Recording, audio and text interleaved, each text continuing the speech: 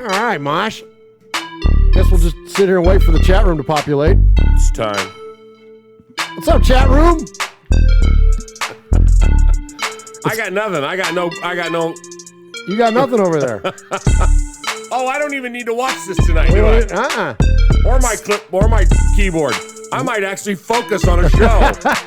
Yeah, I know, right? This will be like the old days before this damn computer.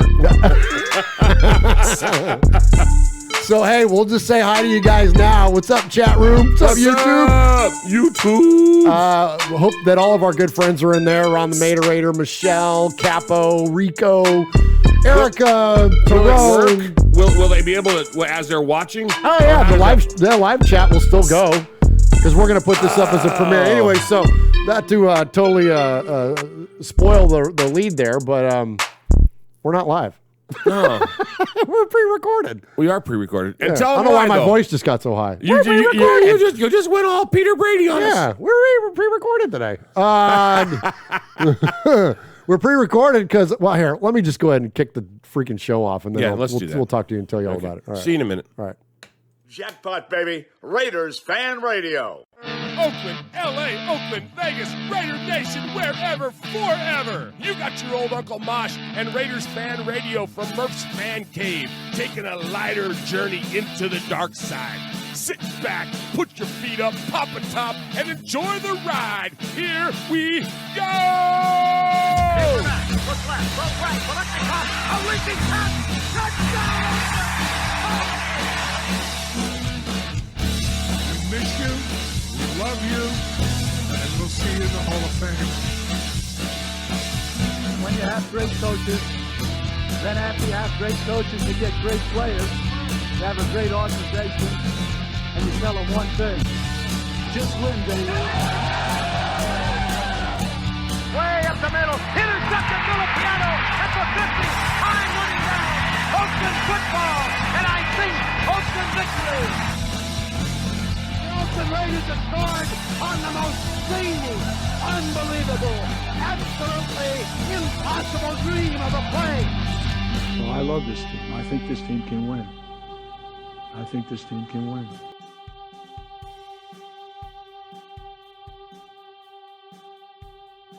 You are listening live to Raiders Fan Radio, hosted by Murf, Uncle Mosh, and Swag Jeff. Take it away, guys.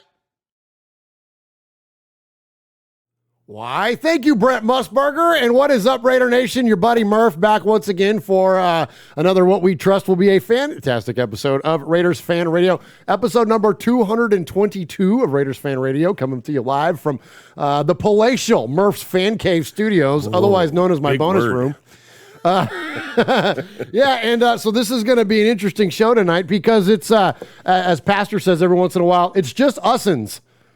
It's just us. It's just it literally, Mosh, is just us. So without further ado, let me welcome the man that adorns the western annex of the Murph's Fan Cave desk, the legendary Uncle Mosh. Well, I'd just like to say thank you for getting all lexiphonic earlier with the large words. Hey, you're welcome. And it's a quick show tonight. Good night, everybody. For your old Uncle Mosh, this is... No. Hey, it literally, but this is so old school. This is so you and me without the computers, without the lights, without the cameras, without all that. They are on, but we're not paying attention to them because they're not working because we're not live. It's confusing, man. It's like thinking about black holes. It makes me crazy. And I'm not talking about the kind at the game. You know, that other ones that makes my head hurt. Oh, yeah. I can't do that because I done drank one of these and my head already hurts. Tell them why we're going early. So we're doing because we recorded this just before the normal broadcast time, but normally on show nights, we run pretty late. So we got a plane to catch early in the morning. We got to get up at like 4 a.m. because we're headed to Vegas. So we've got a lot of cool stuff going on this weekend in Vegas. And so that doesn't, let's see, let me back up. Let me get to the show proper stuff. Let me do the housekeeping and then I'll get to it. Okay. Episode number 222, Raiders Fan Radio. We appreciate everybody joining us on the YouTubes, everybody that's in the chat room live. You can check out the show every Wednesday at 4 p.m. Pacific, 7 p.m. Eastern, and jump in there with the best of Raider Nation at youtube.com/Raiders Fan Radio. And you can also subscribe to the podcast. So you're listening via Fansided or Just Blog Baby, please do us a favor and go to your favorite podcast provider and just type in Raiders Fan Radio and subscribe to the show there. Throw us a review if you'd be so kind, and we appreciate those folks, and we appreciate our newfound partnership with Just Blog Baby and Fansided for sure. So as I mentioned, this is episode number 222 of Raiders Fan Radio, and normally my best friend Swag Jeff takes our episode number and ties it back to something significant within Raider Nation, but in Swaggo's absence, it's my job. So I'm happy to come today to you with episode number 222. Before you do that, yes, let me explain to them why Swaggo's not here. well, I'm gonna get to the whole Vegas thing in just a sec. I was just gonna. Okay, Thunder Stealer, hang on. Oh, King of Thunder Steals. I'm right in the middle of the bit. When I get done with the bit, we're gonna talk about Vegas a whole bunch. Oh Okay. my gosh. All right. Wow. Captain Piss on my parade over there. Pickle headache. All right, so episode number 222. So I take something. I'm gonna take God dang, I'm all over the place now. 222. And why is this? We gotta quit chugging caffeine before we show. Quit chugging bang drinks before we go, and doing it in like a weird time of day and everything. Like, I know, right? This is all, yeah. We're thrown. Okay, but we'll do our best. I promise. All right, so take something significant within Raider Nation and tie it back to the episode number. And so 222. I've got for you a man that played for the Raiders from 1970 to 1972, and then returned to the Raiders in 78 after a stint with Baltimore, and finished out his career in 1981. So collectively, he had 7 years with the Raiders, and in terms of points scored, he scored 222 points at the tight end position. We're talking about the great Raymond Chester. Wow. I didn't realize he left after those first 2 years. Yeah, 3. So 70, 71, 72. Oh, right. Oh, wow. So he left, huh, after that? Yeah, which is strange. But, when I was thinking about it, and I picked Ray Chester because we met him at the Blitnikoff Foundation dinner last year, which we're going to talk about in a minute. But the run of tight ends for the Raiders, so you had Ray Chester, then you had Casper come in, and Casper and Chester, they played 2 years together, but then Casper got traded to the Oilers. In the trade that brought Howie Long to the Raiders. Oh, because of the draft pick. Because of the draft You're pick. right.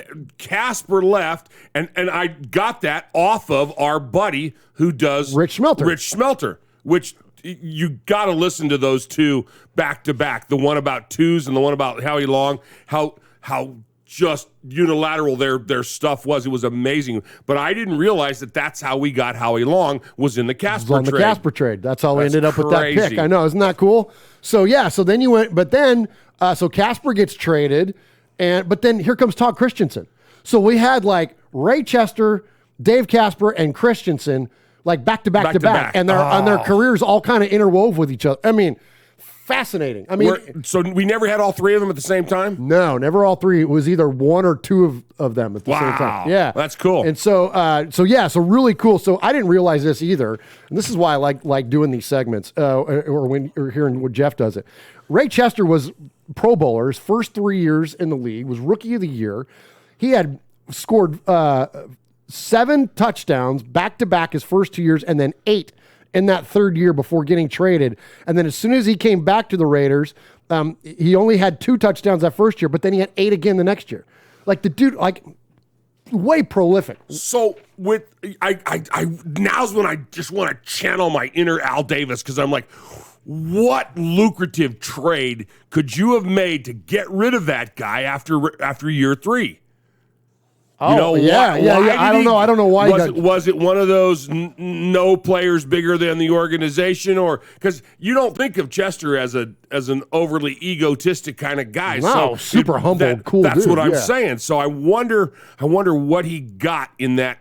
That would be a black hole worth digging into. Yeah, I might dig into that. Why was Chester traded? And then, of course, he was always welcomed back with open arms, like so many others have done. Absolutely. Yeah. That, you know what? hopefully, I'll tell you what. We might ask him. We're gonna freaking ask him because so here's what we got coming on this weekend. So we are headed to Vegas. Mosh and I are headed there. As Mosh mentioned, Swag Jeff is already there. He and his lovely wife Chris left this morning. Jeff sent us that picture right there. It's a little blurry there, but if you turn the brightness down, then it works when you show the camera. Oh, I need Swaggy to do that for me. But anyway, so he and his lovely wife Chris are there in Vegas now. We're leaving first thing in the morning. Mosh and I got to get up at like 4 a.m. To head out, and so we got a lot going on this weekend. So we're headed out tomorrow, and then on Friday we're going to go to the Blitnikoff Foundation annual Crab Fest dinner. So we are really excited to do that. We're going to present our check for $4,000 that is on behalf of you all, and we're going to make sure that we make that perfectly clear that is based on the support and the amazing generosity of the listeners of Raiders Fan Radio. We thank you very, very much. And so we're going to present that check, and then we're also going to be broadcasting live. So we started our foundation, the One Nation Foundation, with our buddy Raider Cody. And so Raider Cody and I are going to host a live broadcast from the Blitnikoff Foundation dinner. And it's going to broadcast out to our YouTube channel and Cody's YouTube channel. So it'll be simultaneously broadcast to both. And then we're going to be taking like super chat donations on our channel to build for next year's donation to the Blitnikoff Foundation dinner. Also, Angela was so incredibly kind to offer a very long list of names of folks that would be available to us for interviews. So what we're going to do is we're going to have a couple of extra mics set up at our broadcast station there, and then hopefully we'll have players coming through, former players, Raider greats, anybody that you and Swag Jeff can get a hold of to bring over to our table. We want to have an opportunity to interview those folks. And again, like Ray Chester was on the list, but many greats: Phil Villapiano, Daryl LaMonica, Rod Woodson. I mean, like so many legendary Raiders on that list. And so we hope to get the opportunity to talk to some of them. You and I on Sunday were like, during halftime we were fanboying over the idea of LaMonica. I mean, we went down the dang rabbit hole. Watching his highlights. Rabbit hole, watching his highlights, and even after the game, we stayed for hours looking at all this. I mean, geez, if Raider Nation, if you don't know the story about LaMonica, just Google Daryl LaMonica highlight reel, the Mad Bomber highlight reel. I mean, just do it. It's unbelievable. Unbelievable. 81 yards in the air, touchdown passes. I mean, stuff like that. Phenomenal arm on this guy. Unbelievable. Imagine if he would have played in Denver. Oh, my gosh. He'd have been thrown from the end zone to the other end zone. Yeah. Well, I love it, too. Mosh and I were talking about it that, unfortunately, in this, and I'm not taking a shot at young people, but unfortunately, in this era of social media and whatnot, people get a real short memory. Like there's a lot of history that happened before the iPhone. And so when you see posts or people referring to recent era players or even current players in terms of there's the biggest arm ever or the biggest this or the most that or whatever. I saw a tweet today from PFF asking what running backs you would want in their prime. And it's like, yes, it's Barry Sanders is on there, but it's like Jamal Charles, Derrick Henry, these recent players. No Walter Payton, no Jim Brown. I'm like, how do you even assemble a question like that? I'm sorry, this is not popular, but give me O.J. Simpson any day. Right? Absolutely. Oh, my gosh. In terms of on the field? Yes. If he'd have been with anybody else but freaking Buffalo, holy mackerel. That's what I'm saying. So, it's people get to be such prisoners of recency. But anyway. Yes. If you want to see prisoners of recency, I like it. That's really good. That's all that caffeine. I wrote that down. Turns into vocabulary. But yeah, when you go watch LaMonica highlights, he throws the ball just as far than any of the biggest arms you could ever think of. The guy's, like Mosh said, he's literally like one of them we tallied up. It was like 70-some odd yards in the air to Warren Wells. And Blitnikoff catches a ton of those. Blitnikoff was always historically referred to as the route runner and the guy with the great hands and all that stuff. He was fast once upon a time, too. Dude. He wasn't known to be fast, but there's a lot of those deep balls. they're going to freaking Biletnikoff. We had so much fun doing that. It's great. Anyway, so hopefully we'll get a chance to interview the great Daryl LaMonica as well. Yeah, just stand by. I would read you the full list of names, but I don't want to get our hopes up around anybody because we don't know who we're going to see or whatever. But anyways, and then, so that's Friday. So then Saturday, we got an appearance at the Greater Youth Sports Association event, and then I'll be doing Cody's pregame show, again, simulcasting to both of our YouTube channels. So watch for that on Saturday. Then Sunday, we've got our postgame show with Cody. Same thing, going out to both channels, and we're going to be at the watch party at the Sahara, Las Vegas. So definitely check us out there, support us there. And then following that, when we come home, we're not going to do a show next week. You're going to have all the content in the world from us. You're probably going to get sick of seeing us over the weekend. Right. And frankly, we're going to need a rest day. So no show next week, but watch for us. Plenty of content coming on the channel. Thank you very much to everybody that supports us each and every week. Uncle Mosh, let's do some contact info and then start the show. Woo! Hey, Raider Nation. You got your old Uncle Mosh here with an updated contact info. So sit up, zip up, shut up, and pay attention. You can call us at 909-345-3346, or as Murf would say it, 909-345-3346. How about emailing me? You want to email me? Email me at show@RaidersFanRadio.com. Want to email me? Or what about reaching out to us on some of that social media stuff Swaggy likes? Try Facebook at Raiders Fan Radio Podcast, the Twit at Twitter at Raiders Fan Radio, Insta something, Instagram at Raiders Fan Radio, the tiki-tiki-taki-talk, TikTok at Raiders Fan Radio, or what about the Twitch? Some of you out there twitching. Anyway, Twitch at Raiders Fan Radio. Or if you don't like that, go to the YouTube. America, go to the YouTube. YouTube.com/RaidersFanRadio. Oh my God, if that wasn't enough, go to your podcast provider and search Raiders Fan Radio. Holy crap, that was a lot.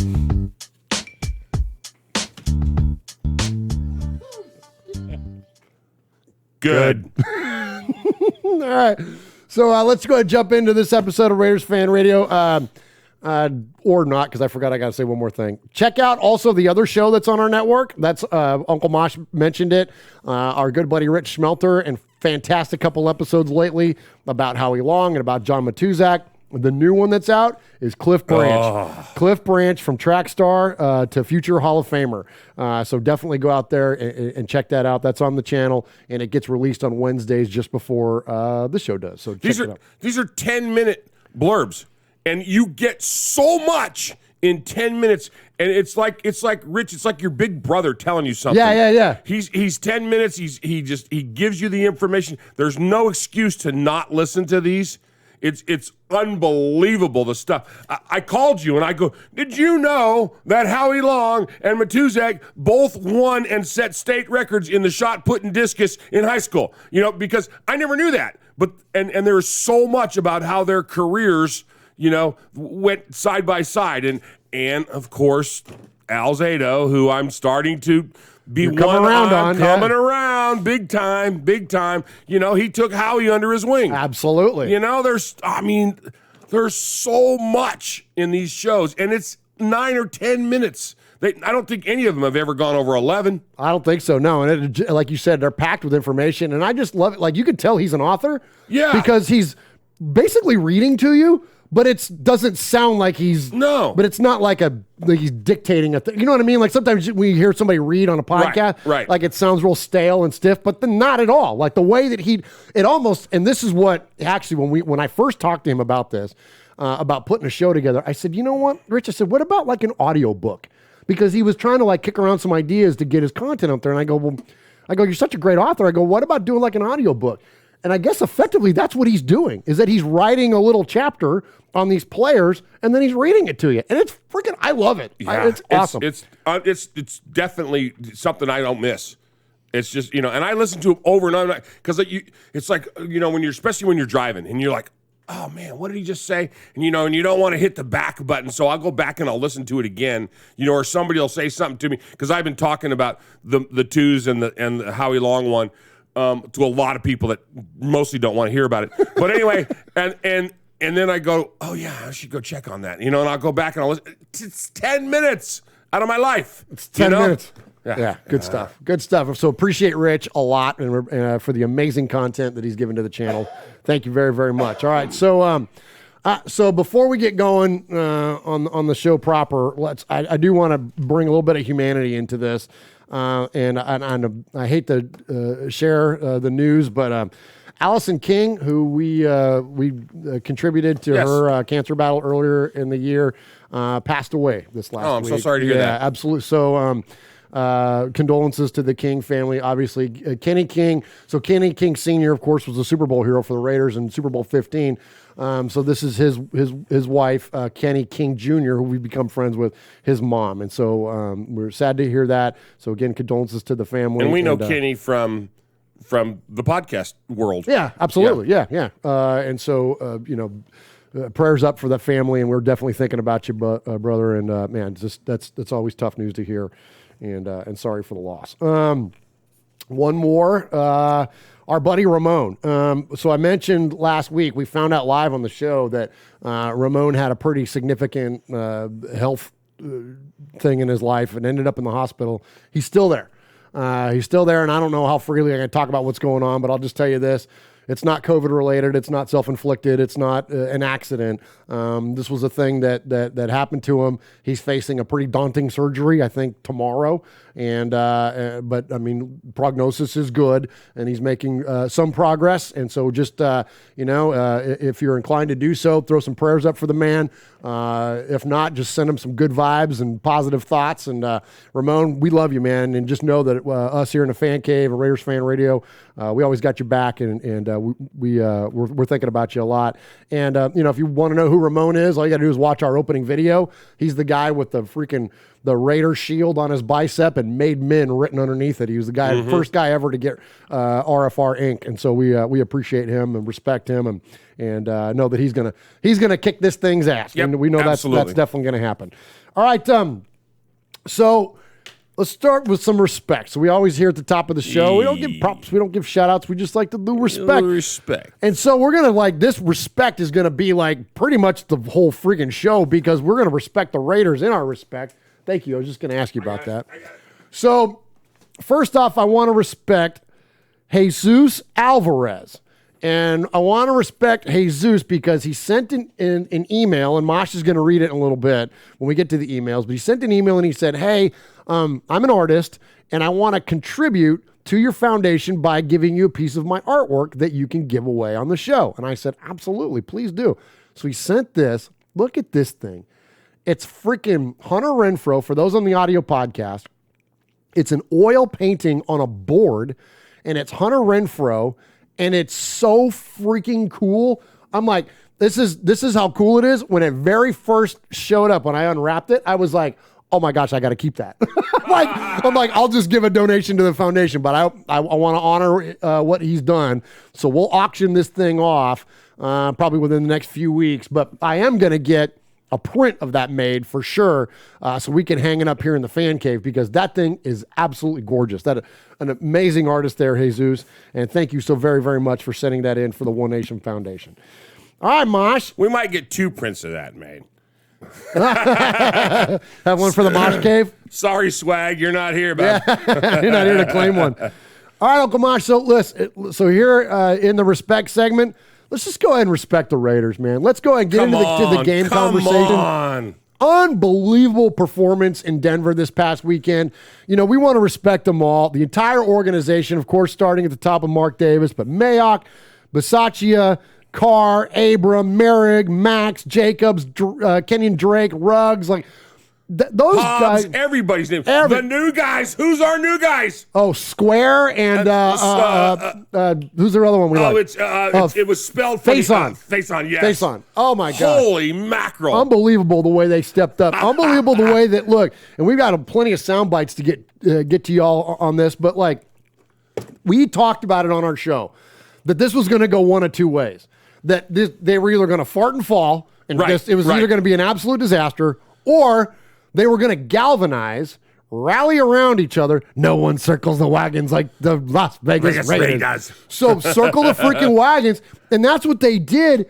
And they went into Denver and whipped their ass. Like, I know the score was only 10 points, but it was a bigger whipping than that. It was a much bigger beating than that. Right? And it was physical. I mean, again, we're going to hear a lot of the sound bites here, but Mosh, I mean, that was a blast to watch. And wasn't it like, we also talked about too, seizing back the narrative that like the media was running hard one direction about our team.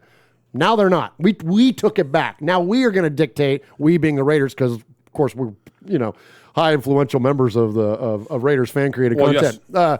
But like now we dictate to the media what they're going to talk about. They don't get to pick what they're going to say about us. Yes. So it started from the beginning.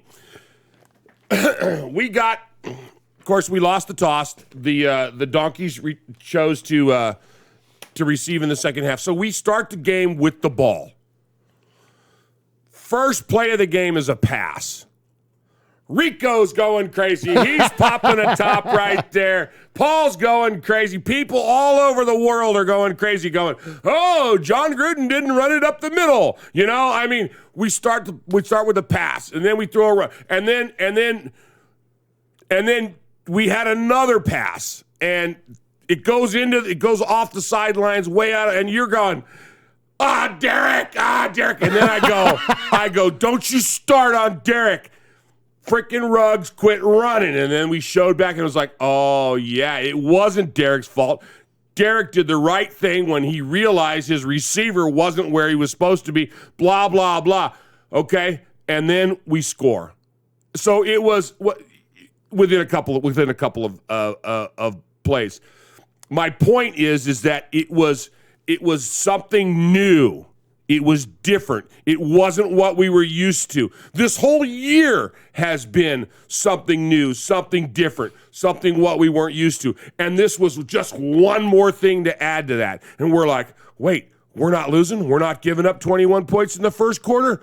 Whoa. That was huge. Way to dictate to the Broncos what we were going to do. We talked about it, that the Raiders had scored 5 points in the first quarter. Yep. That we had a Carlson field goal and we had Casey Hayward's freaking safety. Those are the only points that the Raiders have scored in the first quarter. And then they freaking come out and on the very first play of the game, do this. Oh, wait. I had it. Here we go. Plays have been running plays. Where do they go on 3rd and 2? Carr looking to throw. Deep shot. Ruggs is down there. He's got it. Ruggs at the 5, and he takes it in. What a statement opening drive by the Las Vegas Raiders.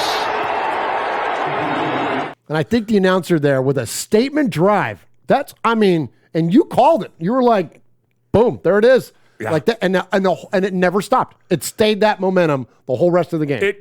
This was the game that all of us with heart issues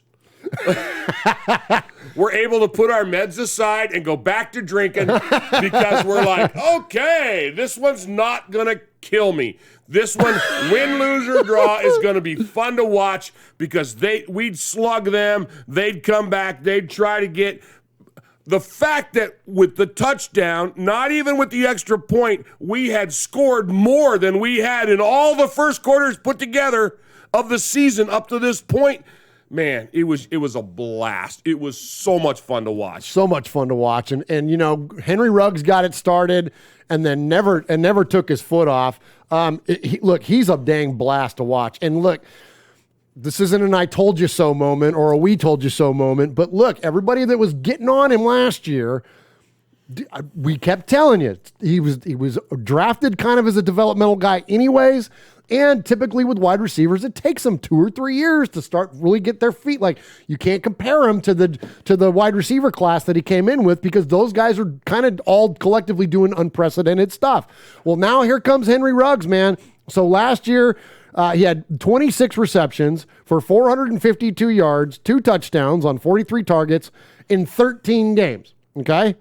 This year, in 2021, he's already got 20 receptions, 445 yards, 2 touchdowns on 32 targets in 6 games. He's got the track to have a 1,000-yard season in year number 2 and probably score, 6 or 7 touchdowns. Like, freaking baller, man. Or not. Or they quit going to him for the next 2 or 3 games. Just like we did in the beginning of the season. That's true, too. That's what's awesome about having so many weapons.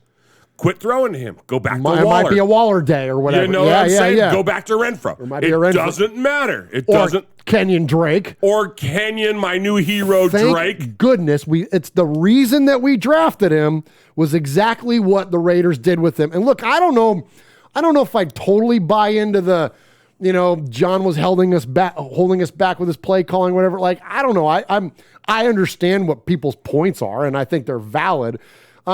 I don't know how much but look, I'll tell you this. What they did against the Broncos is everything that we suspected that they should have been doing based on the personnel that we had.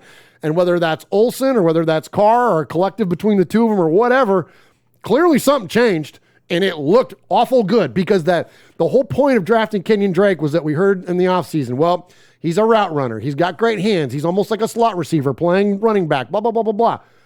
And we never saw it. But then what did we see on Sunday?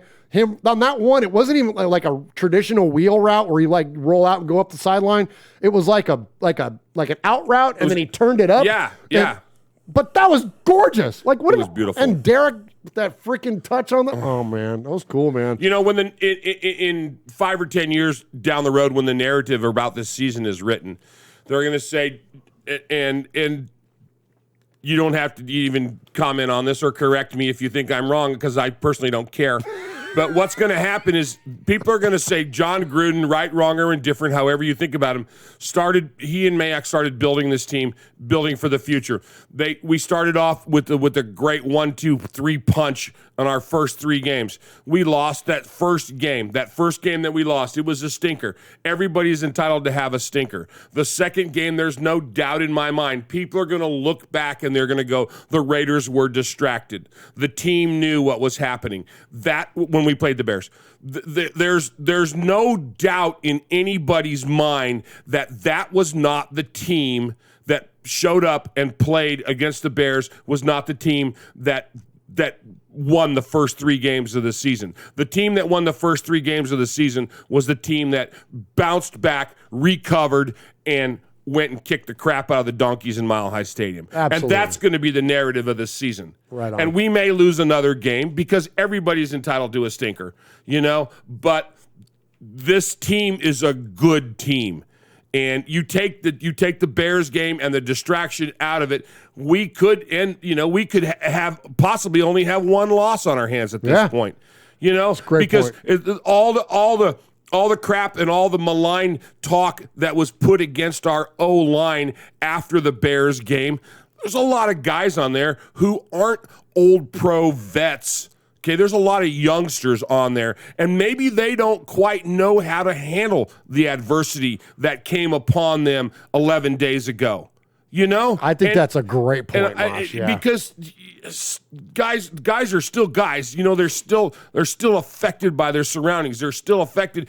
I mean, for crying out loud, how many players have we had that have had babysitters? And I for lack of better, but you know what I'm talking about. Yeah. Like somebody go with him because they got to keep him. Right. And the whole mental toughness of this game goes along with the physical toughness. And this was something that nobody expected. This man you love, Derek Carr's, for instance, this man who's your next door neighbor has now has resigned. Under disgraceful circumstances. How you gonna show? You're gonna show poorly. And I'm not excusing their play against Chicago because they are professionals, but pros don't do the right thing all the time. Everybody's affected by things differently. Absolutely. So, well, and anyway, and to your point, Mosh, and I do agree with you. And to your point, what position group is most dependent on chemistry? It's the offensive line. Absolutely. And so if the chemistry's off for whatever, if it's mentals or physicals or whatever that case may be, new personnel, the chemistry's off because the communication is so valid there. I forget who it was. I think it was Taylor Lewan, and glad he's healthy, by the way. Yes, thank God for that. That was scary. He talked about that, about sometimes as outsiders, as fans, we can overblow the whole chemistry thing at times. He said, but what's important is the communication. He goes, this is the NFL. This is the pro level.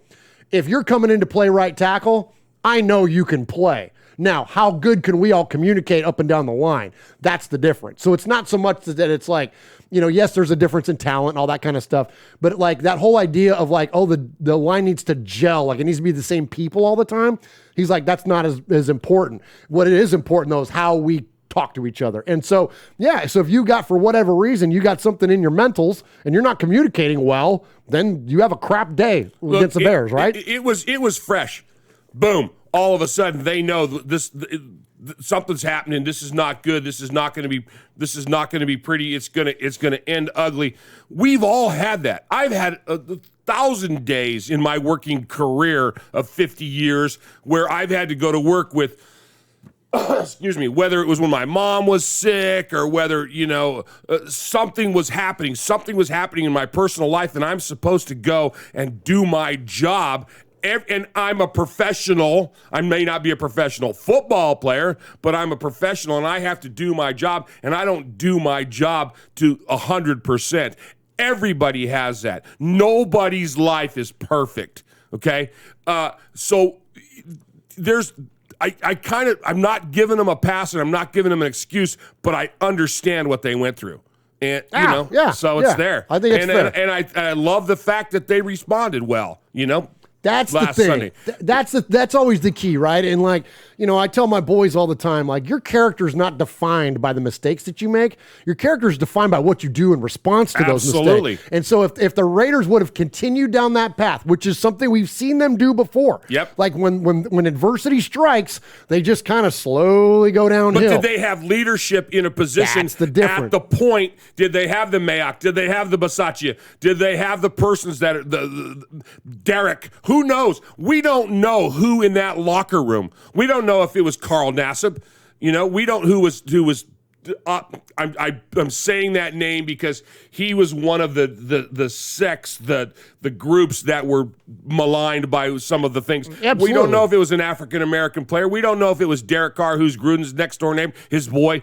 We don't know who stepped up and said, we as a group need to get beyond this. And somebody did somewhere, because there was communication, there was execution, there was all the things that they had practiced since day one of training camp came to fruition on Sunday against the Donkeys. Absolutely. Well, yes, I don't even want to tag it because you're dead on.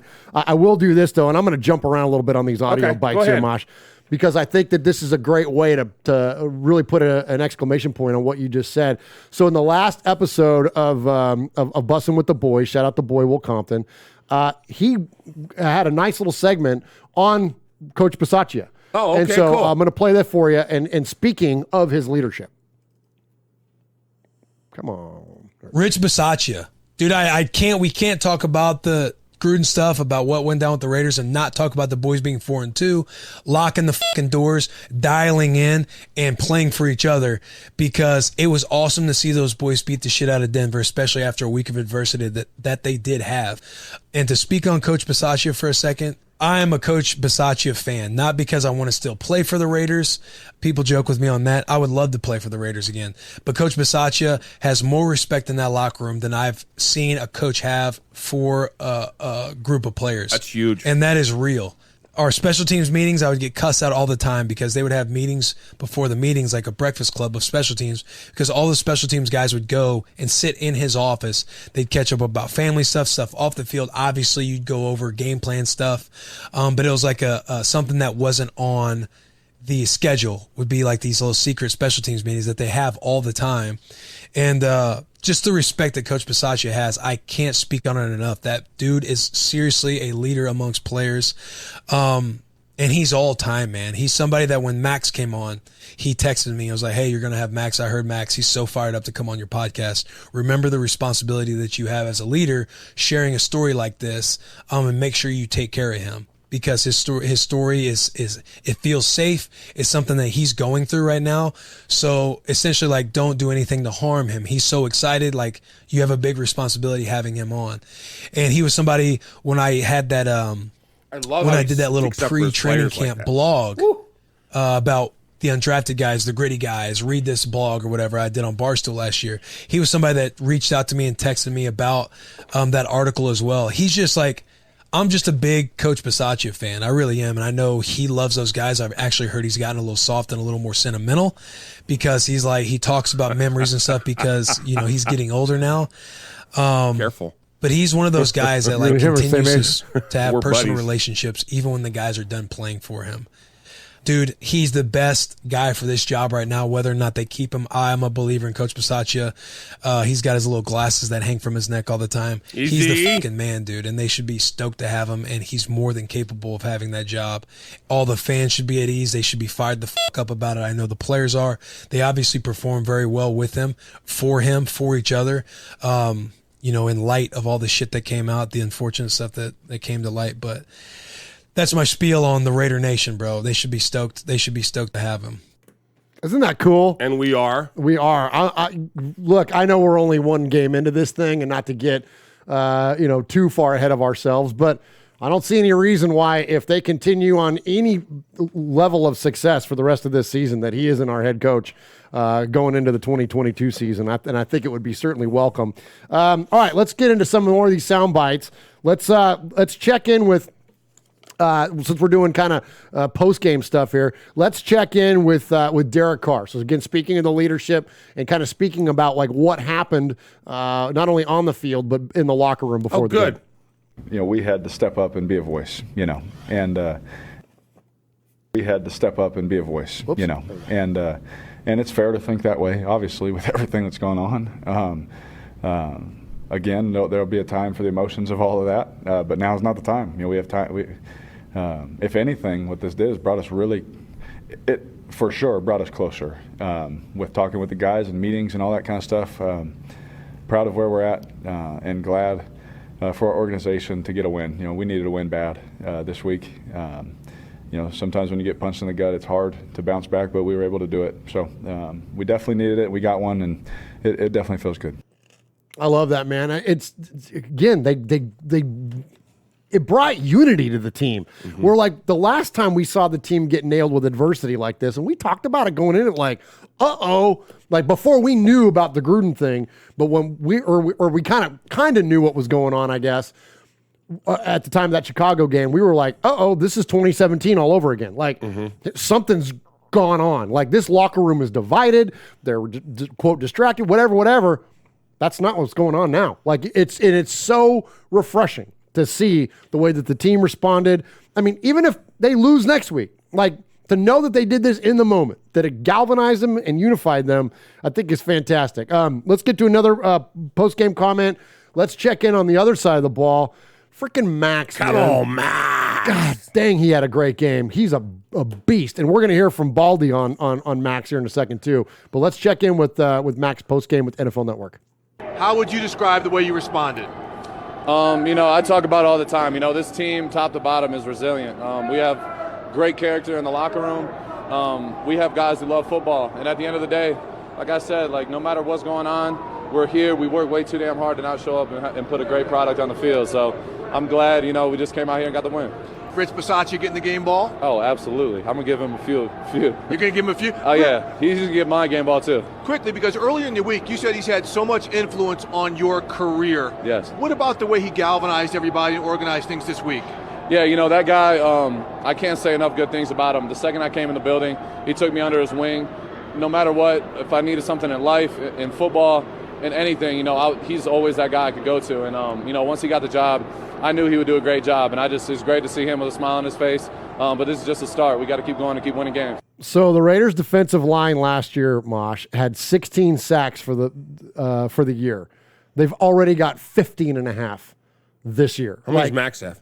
I don't know off the top of my head. Well, he just got 3, so I don't know. He's got 6 now in the year, something like that. Well, I want you to speak on something. Your lifetime coach, of course, you coached at the high school level, but I still think this is that there's a point and an example to be made by somebody like you that's done this for a long, long time. At the professional level, everyone's getting paid, everyone's talented, everyone's got their job, right? They don't have to all get along. They don't have to all like each other. They don't have to have whatever, the different leaders and all those kinds of things. But when you do have that, when you do have chemistry amongst your team or your athletes, doesn't it just make it like that's a very tough thing for opponents to deal with, right? Like, it's one thing that, yes, we all get along. Yes, we're all functional. But if you're that and talented, that's pretty tough to beat, right?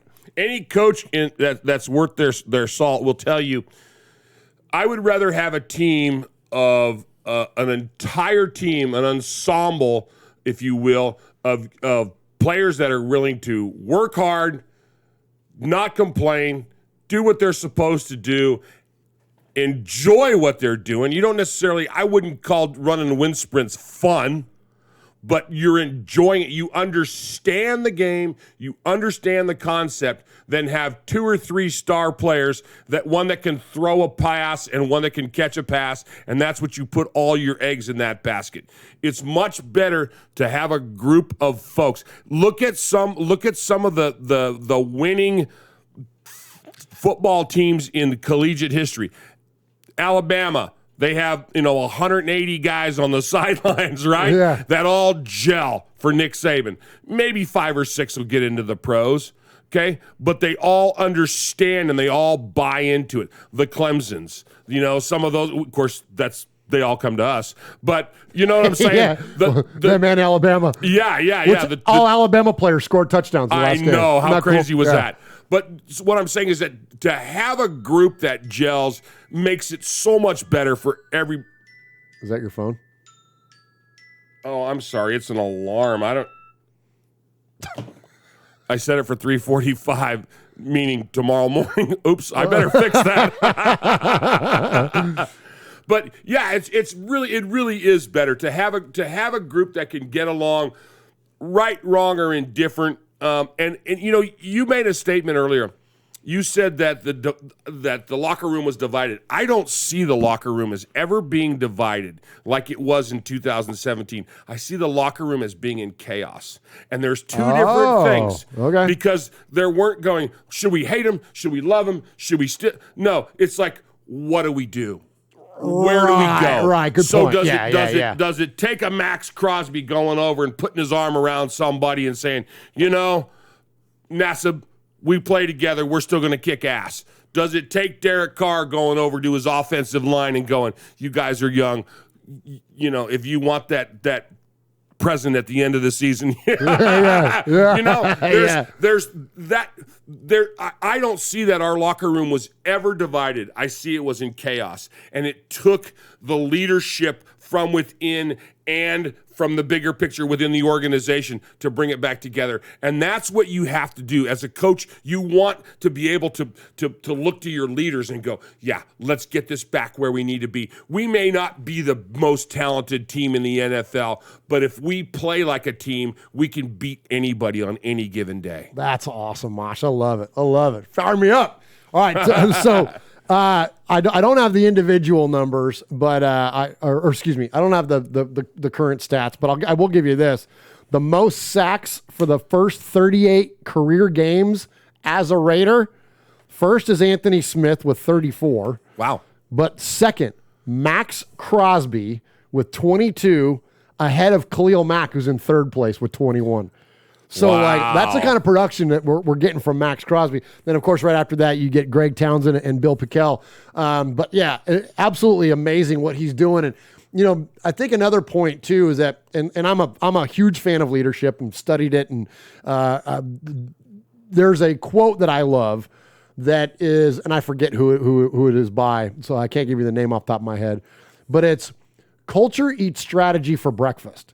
And the point is that you can strategize, you can game plan, and this goes for any organization. You can put the plan together, But if you don't have the people and the culture of your organization to execute the vision, you're going to fail. Yep. So you have to have that culture, and I think that that's what the Raiders have now. They have a positive culture now in that locker room. You're right. It's not that I love the way you put that with the chaos. All right, so let's go now. I'll tell you what. This is fun since we're kind of on the Max Crosby subject, anyways. Let's check in with our buddy Brian Baldinger, and this is so fun. So he does Baldy's breakdowns on the Twitters. Go check it out, Brian Baldinger, and this is what he had to say this week about Max Crosby. I'm just giving this warning out. This is a warning: gratuitous violence by Max Crosby. This ain't the work of a condor. This is the work of a vulture, going right through the inside shoulder right there of Garrett Bowles and just taking everybody down, just wiping out everything. A vulture, not. You know, it was funny. Last time we heard him and he was talking about a condor being a predator, and you're like, no, it's a scavenger. And then he got another shot at it. He goes and he picked another scavenger. Why couldn't he have, and I understand that because he doesn't want to pick a raven or an eagle. Right. Or another or a falcon. Or a falcon. He doesn't want to pick another bird of prey. And he definitely doesn't want to go with an owl. He could have said a velociraptor, but they didn't fly, Yeah. Just a condor. You watch him right here. The tight end tries to block him. That's a mistake. Then he falls off. Teddy B stepping up. And then he's just so flippin' happy that he's just got to do flips. He's got 2 sacks in the first quarter. He's just getting started. He's just getting warmed up. This is 30 seconds to go in the first half. You know what time this is? It's time for the Condor to take off and take everybody down. Just swallow them all up. Going to halftime with 3 sacks. The Condor just flying, taking off. Nobody can stop him. Here he is. Now, what are you going to do here? You're going to try to block him with a tight end? Shed him. You're going to come a fullback at him? Swipe him. And then go chase. Go chase like it's the most important meal of your life. Go get yourself something to eat. The Condor flipping over the Denver Broncos. Oh, look at this. This looks like a stunt coming. Could he get there? Wait a second. The Condor, is this Joel Embiid? Just guarding the rim? Just guarding the rim? What's he going to say about that, Max? No. Come on. Let me see it. No, You ain't getting it past me. They try to run a trap at the Condor. He beats him with the speed of a cobra. Like Cobra Kai. Cobra Kai. The tackle, Devontae Williams. Down. Javante. Nobody was caring at that point. It was fourth quarter. It was all about Max Crosby. Then, in the final minute, let's just put a little bow on this one right here. Bobby Massey, short corner. You know what? I think he just had mercy on Teddy Bridgewater. He got tired of just putting him down to the ground and making him eat grass seed. That was a work of a condor right there. Does he lead the league in sacks? Is he the sack leader? Is he the sack king? He's the Cobra King. He's the sack king. Baldy, so funny. It cracks me up, man. But anyways, much respect to the Condor, man. He's killing it, man. Having an amazing season. All right, let's go. Let's check in with Coach. Okay, so this is the first post game that we've heard from Coach Bisaccia, and I'm just going to tell you right now, Mosh, I may or may not have embellished and added a little bit to his soundbite. Okay. I told Gus we'd be there, Richie. Hey, Richie! Hey, Richie! Welcome to the business, Richie. What did Richie say?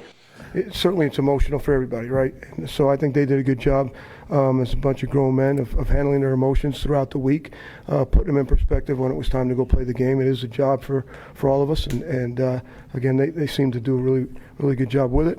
We'll see what goes on from here. We'll see the consistency that we can have going on. I think that'll be the challenge for all of us. Richie broke a chair over his head. You're so stupid. Do you think anybody's told him he looks like Goldberg yet? Oh my gosh! And tell him how to get to the tweet that we did. Yes, well, it's on our Instagram. It's everywhere. Okay. So we did I took my first run at making a meme, and I took Coach Bisaccia's head and I put it on Goldberg's body and put who's next on the bottom. That was Mosh's idea, and so yeah, it's on our. Just look for it on Twitter, Instagram, anywhere. At Raiders Fan Radio is how you find us. But yeah, he does. He looks just like Dan Goldberg. But now and there's Goldberg stuff all over. Right. You know what I mean? Like I'm waiting for. Hopefully, we'll get one of the beat writers or somebody that's hip enough to ask him about that. Right. Ask him about the likeness to Goldberg because the last guy, he embraced the Chucky thing, and the Chucky dolls were out and everything. So I'm hoping that this catches on, man. And eventually, I'd love to see Bill Goldberg show up at a Raider game. Oh my gosh, that would be amazing. That would be amazing. That'd be amazing. Yeah, and somebody's got to cosplay it, man, and show up at a game like that. You know what I mean? Like, yeah. So, anyways, good stuff there. All right, so we're getting a little tight on time, so I'll probably skip the Ruggs one there, Mosh. Okay. But I would want to close out with this. I want to close out with Rich Eisen. Rich Eisen and Mayock go back for a long, long time. Colleagues at NFL Network. They forever did the combines together. Right. Like they're buddies. There's no mistake in it. And so when the Raiders came out of this game victorious, I think Rich gave a very, and look, we celebrate Rich around here all the time, and all the guys over there at the Rich Eisen show. But like, he gave a very impassioned response to that, and that's why I wanted to feature this. Okay. You can tell he's talking from not only a position of being a sports broadcaster, but a position of friendship, and so I thought this was fantastic. Nothing more impressive than what the Raiders did in Denver. The Las Vegas Raiders, with their interim head coach, Rich Bisaccia, who had never been an HC. He is now the interim head coach for a team that we all know what they went through. Their head coach, who either drafted them or stared them in the face and told them one thing and stood for something that they thought that John Gruden was standing for.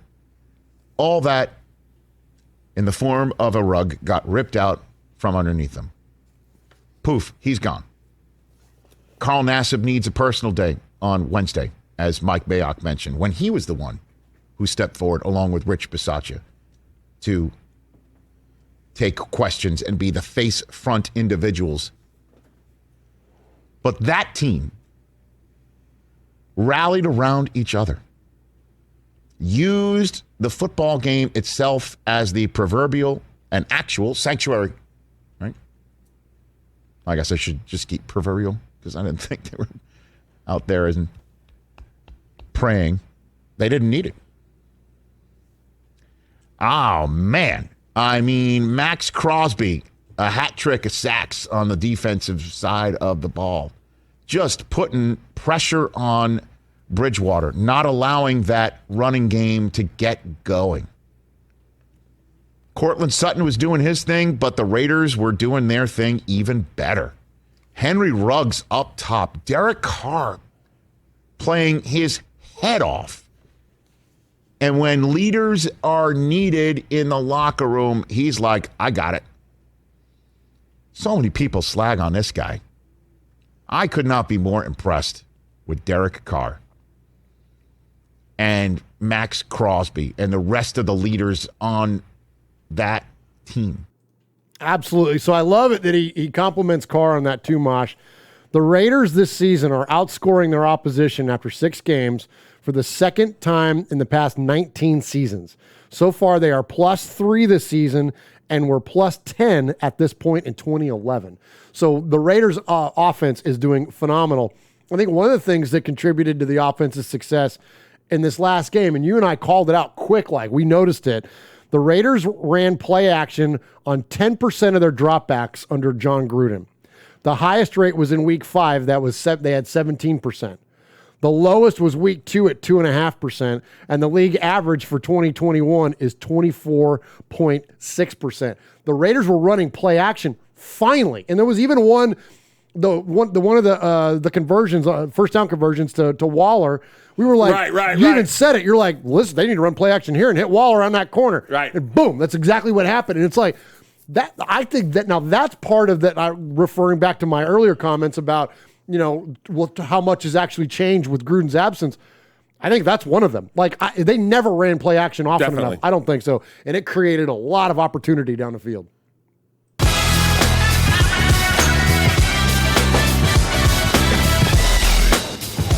Hey, what's up? It's Brockman from The Rich Eisen Show. And it's Del Tufo from The Rich Eisen Show. You're listening to Murf and Mosh on Raiders Fan Radio. Yes.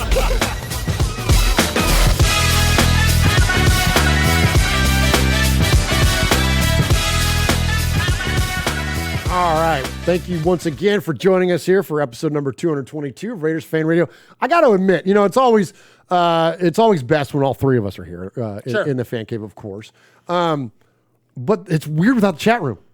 Yeah, it is. It's really weird. Like that, that's such an integral part of our show now that like this is fun and it feels old school, but it's definitely got a different energy without having the chat there. I know. It's like 100 episodes since we're back just doing the podcast. Strange, huh? I don't know. Yeah. It's different. We miss you guys, and hope everybody's doing good in there in the chat room. And while we'll be doing some packing and stuff, I might have the replay going so I can I can jump in there and say hello. So appreciate you all and appreciate. I won't. You won't. You'll be sleeping. I would have to have Swaggy show me how to do that. Yeah. I'm not going to. He'll be drunk. I can't text him in. Jeff, how do I fix this? Yeah. Him and Chris will be at the crap table, though. Yeah, absolutely. He'll be like, shut up. I'm winning. All right, so one of the segments we do around here before we get to the Sea of Fans mailbag, where we hear from you, is we do Raiders of Pop Culture. And so this is a really fun one. So I guess I've never seen it, but there's a show called American Dad, and this was sent to us by our good buddy Rev Raider. Oh, wow. And we hadn't heard from Rev in a while. In a minute. And he said hello, and he was like, hey, I'm sorry I had a chance to call in a while, but I'll still listen to you guys all the time. And so I've got a Raiders and Pop Culture for you. So he sent this in, so we appreciate Rev Raider, our good buddy, and please call when you can, because we always loved your calls. But anyways, apparently on the show, there's a character called Raider Dave. No way. Yeah, and so Raider Dave goes barging into his like accountant's office is what's going on here. Oh, wow. And Raider Dave is like, he's got spiked shoulder pads and a big Raider helmet and like what's the name of the show? American Dad. Yeah. Okay. And it's a cartoon. It's a Seth. It's a cartoon. Yeah, it's a cartoon. So what's the guy, Seth, the guy that does Ted and the guy that does like Family Guy and all that? Oh, Seth, yeah. Anyways, exactly it's that show. Okay. Or that guy.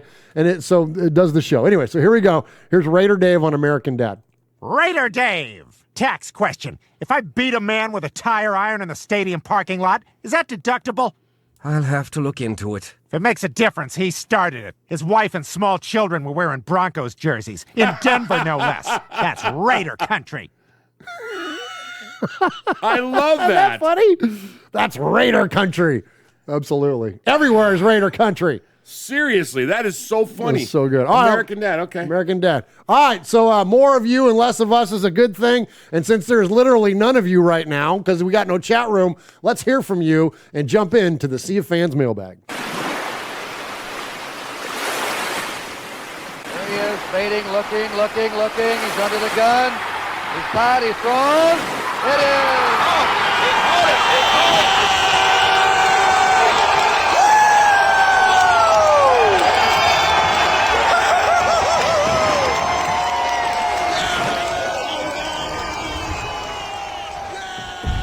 So there are two different ways you can contact us here at Raiders Fan Radio. One is to call us, 909-345-3346. That's 909-345-3346. And you can leave a message 24/7, 365. That is the Raiders Fan Radio hotline. And we always love to hear your hot takes, your post-game reactions, all that stuff. The only ones that I really can't get to are the ones where it's like Wednesday night or like, you know what I mean? Like some of that stuff. If you guys call in around showtime, those are tough for me to get in. But absolutely, most any other time, we'll do our best to get your messages in and appreciate you that call. And we've got some great ones tonight. But you can also email the show. You can email us at show, that's SHOW, at RaidersFanRadio.com. Email us there, and then Uncle Mosh will read your emails, and then we will take the best of the emails and phone calls, and we'll award a Sizzler Award at the end of the segment. And then also, if you do those things enough, you can become a made man or a made woman here in Raiders Fan Radio. And we've got some folks that are getting close to being new made men and made women. So keep those phone calls coming, keep those emails coming. And Uncle Mosh, who do we have tonight? Murf, Mosh and Swag. This is my first time emailing you all, and I just have to say that interacting with the chat last week was an experience I'll never forget. It was a wild week last week. Whew. I'm not sure what was better, having the capo acknowledge me in the chat or watching Swag and Ron play an internet version of Whack-A-Mole with all the clowns in the chat. It was all so much fun, and you have really brought together the best the nation has to offer. Aww. As far as the game goes, I wasn't able to watch, but I heard through all the profanities on Raider YouTube live streams made me incredibly happy. Now I'm going to say that it's all because Gruden is gone, but it sure makes you wonder. My game ball goes to Mad Max Crosby. The guy is an absolute animal. Actually, he's a bird. And I hope we aren't stupid enough to let him go. Bird's an animal, right? It's a bird. It's like saying a fish is an animal. Well, it is. He's got the...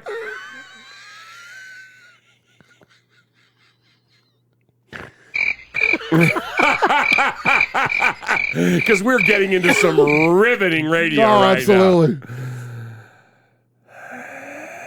I just like to do this to you sometimes. He's got the Raider mentality, and I want him to stick around. Respect to all the players who stepped up today, as well as Faison and Square. Hey, nice, Erica, you are my new favorite person because those were my two favorite players. Why? Absolutely. Why did I like Faison? I like Faison because he came out of nowhere and balled out. And I like Square because he is a giant of a man. Absolutely. Yeah. No, I don't think anybody had those names on their bingo card expecting to freaking ball out on Sunday. It was amazing. Faison and Square were seamless additions and made their presence known. A special shout out goes to Jonathan Abram. I was happy to hear that he got the INT to end the game. My only issue with the game, my opinion only, don't come after me, is that we seem to take our foot off the gas at the end. She hasn't been watching enough. We weren't able to put the points on the board when the defense got us the ball back. I believe on the Morgue interception, I really would have loved to just rub that L in a little deeper for the stupid donkeys. I hate those guys. Anyway, congratulations to the Raider Nation on the win. Let's keep this momentum going and get a W against Philly. Let's go. Sincerely, Erica, AKR, Eric, AKR. What is that? That's called too much caffeine. Yeah. AKA Erica S in the chat, AKA Tyler's little sister. Oh, nice, Erica. Absolutely. Love getting your email and do it. Keep them coming. So Tyler, her brother, is co-host of the Behind the Eye Patch podcast. So appreciate Erica. And also, we had an opportunity to meet Erica and her incredible family. They came out to our live event that we had here in Nashville. Is Tyler in the service? Was he? There was a legit reason he couldn't make it, or was he sick? Hey, he lived in Idaho. Or what? Or he's in Idaho.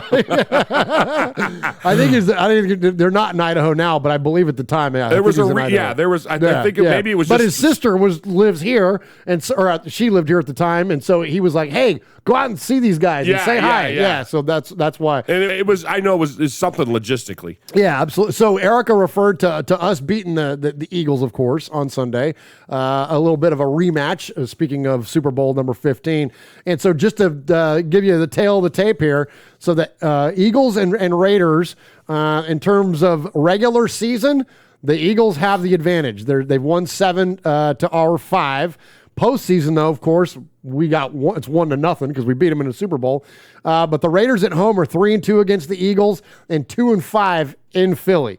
So right now the current streak runs at 2 with the Eagles beating us the last 2 times we've matched up. But now we got them at home, so hopefully we'll take care of business. It was January of '81 when we beat the Eagles. That's exactly right. Yeah. And I only know that because the girl I was seeing at the time was from Pennsylvania. Oh, no way. Her family, yeah. Oh, nice. And and so I'm watching this Raider game, or otherwise known as the Super Bowl. And I was the only one rooting for the Raiders. Oh, nice. Yeah, it was not pretty. Oh. Yeah, it was not pretty. I bet they were crying Dick Vermeil-sized tears. Yeah, big time. Yeah. I don't know. I left early. She got a lot of brothers. Murf, the second youngest of 9 kids. Oh my gosh. Yeah. And there was like 6 brothers, and yeah. Murf, Mosh, Jeff, Vinny, and Raider Nation, what a week. I've seen lots of strange stuff in my years of Raider fandom, from the immaculate deception to our Pro Bowl center being AWOL for the Super Bowl, to the trade of Coach Gruden to the Buccaneers, to last week. I think he was traded as much for the value he brought as my belief that Al Davis hated the West Coast offense. Mr. Davis never valued coaches as much as players. I don't know that I agree with that, because he in his famous "Let's win, baby," in his famous "Just win, baby" statement, he says, first you get some good coaches, then you get some good players, and you tell them all, just win, baby. So I think he put a value on coaches. He just didn't put a value that that any singular piece was more important than the whole, the Gestalt theory. You know? Yeah, absolutely. I think he put value on certain coaches. You know what I mean? Like, correct. But I think there's 2 sides of truth to that, because you look at there were plenty of coaches that he did not hold in high regard and ran them out because absolutely, if they didn't see, if they didn't follow his vision, his big picture, sure, then they were gone, and then including John Gruden. That's why Gruden got traded all those years ago. You know what I mean? So, sure. But I think that when you look at like Madden and Flores, absolutely, those guys, you know, when you look at like the Al Davis style of football and all the thing, those were guys that they actually moved away from some of that stuff. Like you look at, you know, it wasn't big arm quarterback. It wasn't Darryl LaMonica. It was Kenny Stabler. It was the precision guy. It was the accurate guy. It was like, you know, because Gruden put his faith in Madden and Stabler, and like, so he lifted those guys up. But then you look at other coaches that have come through there. Heck, maybe even some of them, like, I mean, even, I hate to put it on Art Shell, but like, I feel like even he at times really wasn't supported by Al the way that Madden was and the way that Flores was once upon a time. I always felt that the opposite of that. I always felt that the reason that he liked Stabler so much was because you had the Mad Bomber, and then you had the old man George Blanda. Yeah. Okay. And then you had the lefty. So it was like having with LaMonica and Stabler, you had 2 really good starting pitchers. Okay. And then you had Blanda, who could come in relief and be that wild card at any time. So they had to scheme for 2 different guys, because like you and I talked about, when you roll out as a quarterback and you're left-handed, you roll one way. When you're right-handed, you roll the other way. So the defenses didn't know which way to scheme, you know? So, I mean, because we talked about some of those things that LaMonica would start one game and Stabler would finish it. Stabler would start a game, LaMonica would finish it. That's true. The immaculate deception game. LaMonica's last game, right? And he started, and Blanda came in, and Stabler finished. So I think there was having that in his wheelhouse. That was one of those way off, outside the box thought processes that Al Davis had. That was like, if I could have 2 of these guys, one's a lefty, one's a righty, you know, and I could teach my guys. So he was still a unicorn, essentially. He was just, it wasn't by the big arm, though, but it was because he was lefty. That was the uniqueness. That's a good point, Mosh. Because, you know, your guys are going to, it's not so much that the right tackle has to watch the blind side. Now the left tackle has to watch the blind side, depending on who the quarterback is. So you got to have that offensive line made up of the greatest offensive line of all times, who could handle a righty and a lefty. Interesting. You know? I dig it, Mosh. Okay, so then back to the coaching part of it then. The question about holding coaches in high regard then. So you think, so that was still Al really projecting even through Madden then? Well, there wasn't a Mayock in place at that point. No, Al was the Mayock. Oh, sure. Yeah. And having been a former player, former coach, working with Madden at the time, look, this is my vision. This is who I've drafted. Okay, I don't think Madden had the input on the draft that the Grudens and the Mayocks have with, you know, eventually Mark Davis, who signs the checks. Right. Okay. You know, a different era, different genre. So I guess ultimately then it just comes down to if that particular coach was on board with Al kind of calling citing his vision and then operating within those confines of whatever, then Al was going to lift you up. And if you didn't, he ran you out quick. I guess ultimately that's what it was. Because even Gruden early on, Gruden's offense was not an Al Davis offense. Why was he allowed to come in and run that West Coast offense with Rich Gannon and do all that? Well, they were winning. But then as soon as Gruden became bigger than the brand, Al ran him out. Yeah. So he kind of actually was both. He was supported early on, but then he freaking got too big for his own britches and Al ran him out of town. That's interesting. And then and then you think about it that the same thing, like the point that I brought up last week, the same thing that was so good when he was at the top of his game for Al. That same that hands-on, let's go this way, scheming and doing and all this stuff was the same thing at his demise later on. Oh, yeah. But he was too hands-on. He was too hands-on. Too much. Put people in place. It's time to retire, pal. It's time to go back and sign the checks and put people. But that was the detraction that everybody has when they talk about the last days of Al. Is that he needed to let that part of it go. He needed to have a Mayock. Yeah, and I think that's what. And you know what? I think that was the reason we see Mark Davis run the team the way that he does. Because you lived that. Because he lived it and he saw it and he recognizes it, that you let the football people do football stuff. Mm-hmm. It's his job to be the owner. And look, and there's been a lot of media that has criticized the idea that Mark hasn't been out front and the face of the messaging for the Raiders during this controversy and this thing that went on with, well, it's not even a controversy, well, whatever it is, the incident and the event, that they're criticizing him, saying he needs to lead from the front. He needs to do this. He needs to do that. I disagree. Mayock he's a TV guy. He's built for this. When you listen to that speech that he gave, he said everything that needed to be said.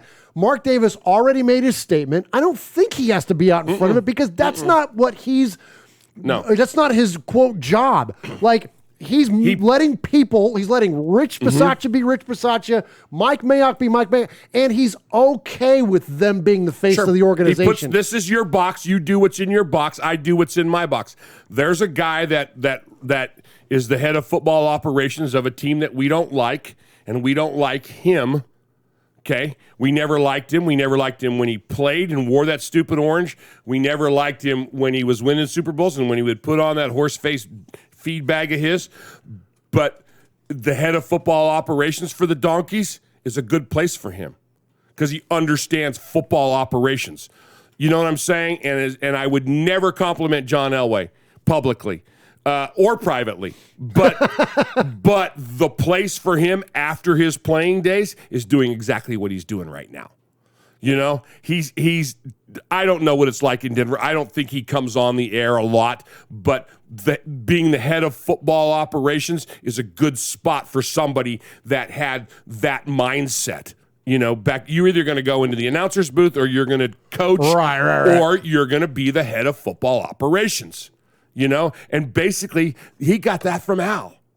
Think about it. That's what Al Davis did. When Al Davis quit coaching the Raiders and became the managing general partner and all that, he was the head of football operations for the Raiders. And it was a natural progression. And that was what other people learned, the John Elways, the other people that have gone into that. So let me finish these emails. Yeah, let's get back to email. Great conversation, though, Mosh. This is fun.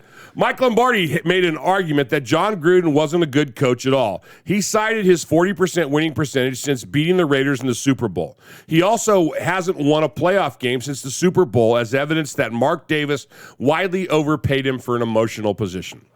The team could have laid an egg Sunday against the Donkeys, but as many thought they would since it was a road game in a hostile environment, or they could rise to the occasion, which they did. I thought the defense had a great game, 4 turnovers and 5 sacks and many pressures. pressures. The offense seemed revived. The 3rd and 2 bomb to Ruggs was a pleasant surprise. The fact we had nearly 100 yards on only 3 catches speaks volumes. Many Raider fans didn't realize that Raider great Cliff Branch only had 3 catches for 41 yards his entire rookie season, in which he played all 14 games. I'd say the critics of Ruggs' first-round draft position should enjoy their nice bowl of crow. Here's the thought. The Washington football team under investigation had 650,000 emails examined for wrongdoing, and the big catch was John Gruden. Maybe this was all a practice run to test the NFL's power. If so, the test worked. Who's next? I think it's important to remain realistic. Yes, the win against a division rival is big, but I don't think the Donkeys he calls them the Donkos. I don't think the Donkos as good as their record suggests. Their 3 wins, I agree, came against teams that were winless. It's important that the Raiders remain focused and continue to work hard. Go Raiders! Let's go! Raider Nation forever. Frank from NorCal, proud made man. Nice job, Frank from NorCal. Hello, HR. Hello. We have a Human Resources Department. Hello, Human Resource Department. Hello, RFR family. Another day, another victory. The Raiders did what they were supposed to do for the last 2 games, which is dominate the airspace. Let's face it. We are a passing team, not a running team, and I'm okay with that, except because I have Josh Jacobs on fantasy, but that is an acceptable sacrifice as long as we keep winning. With that being said, forgive me, Uncle Mosh, for I have sinned. I have a confession to make. Usually when the Raiders win, I start watching most Raider-related media I can find. I watch videos, podcasts, film breakdowns, etc., etc. When they lose, I don't consume as much. I try to stay to a trusted few, including RFR. But this week, I have found myself craving a different kind of content. I've been consuming every kind of donkey media I can get my hands on because I find myself relishing in their misery. I've been loving the despair in the eyes of the donkey fans. They talk about how long it will be before Fangio will last. How they got out coached by a team with no coach. How their QB got hit 17 times and sacked 5 times while Derek left relatively clean. Their misery makes me get the... I'm not going to write that. There is nothing sweeter than the tears of donkey fans. As a matter of fact, we should make it a business to collect all the tears of donkey fans and sell them. I would love some of those tears in my coffee every morning. I should mention that my boss is a Donkeys fan, and he would not shut up a few years back when Pepe was running away with the division. So I make it a point of emphasis every morning to remind him how his team got blown out of the water by our Raiders. It makes my morning. Careful or you'll be in HR. Now, our Raiders are sitting tied at the top with the Chargers team that got destroyed last week, and looking at their schedule, as long as they keep playing like they played last week, we should take the crown this year. But let's only go one game at a time, and let's beat an Eagles team that is not playing very good lately and keep the injury bug out. I'm keeping it short this week. Sincerely, Raiders Chemist. Nice job, Raider Chemist. You know what? He brought up about Fangio. Watching that game, Mosh, you and I were talking about, is he the biggest freaking whiner? God. Like, you'd think a guy that spent a life in football like that. Like, I mean, what a crybaby. He's a freaking crybaby. Cuss at the refs. Don't whine at the refs. Right, right. Drop an F-bomb at a ref. Say the word, the BS word, where we can all read it on your lips. But don't go throwing challenge flags, just because he didn't like the outcome of the play. What a sniveler. With absolutely no evidence, to justify throwing the flag. Just a baby move. And then we were talking about it too at the end. Cortland Sutton giving up on that interception. Giving up pursuit because he's a big freaking crybaby too. And it's like, and I think the players are starting to emulate the coach. Yep. That's what happens. Yep. Idiots, man. For those of you that didn't watch it, the ball gets intercepted and he just stops. He didn't even try to make a tackle. And the play went on for another 6 or 7 seconds. And he just walked off the field. It's like, you big sissy. Greetings, RFR, and greetings, nation. Now, before I get to the game, I just want to thank Murf once again for directing me to the One Nation Foundation Fanatics link, and respect to Paul for bringing me back to reality after I mentioned on that tweet I was aspiring to be the next Swag Jeff. I know it will be a tough task. Speaking of talking out of my ass, Joey Bosa.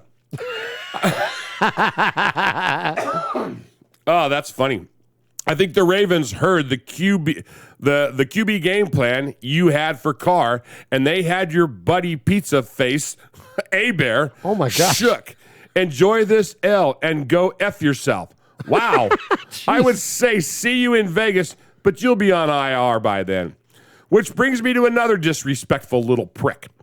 Kermit Mahomes' brother, Tadpole Mahomes, or whatever his name is, dancing on Sean Taylor's number 21 logo Not a good is look. one of the most disrespectful things I have ever seen in a while. Amen. Kermit's squealing girlfriend, Miss Piggy, or Teeth Matthews, whichever she prefers, is also seen taking pics standing on the logo.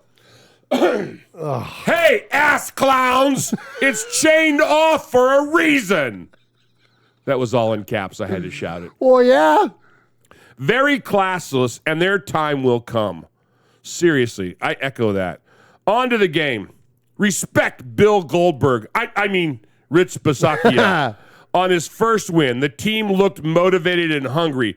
Who would win in a bear fight? Teddy Bear Bridgewater or Schmucky the Raider Bear? Schmucky all day. Of course, my money is on Schmucky. He just needs his best Condor impression, and Teddy will hit the floor instantly.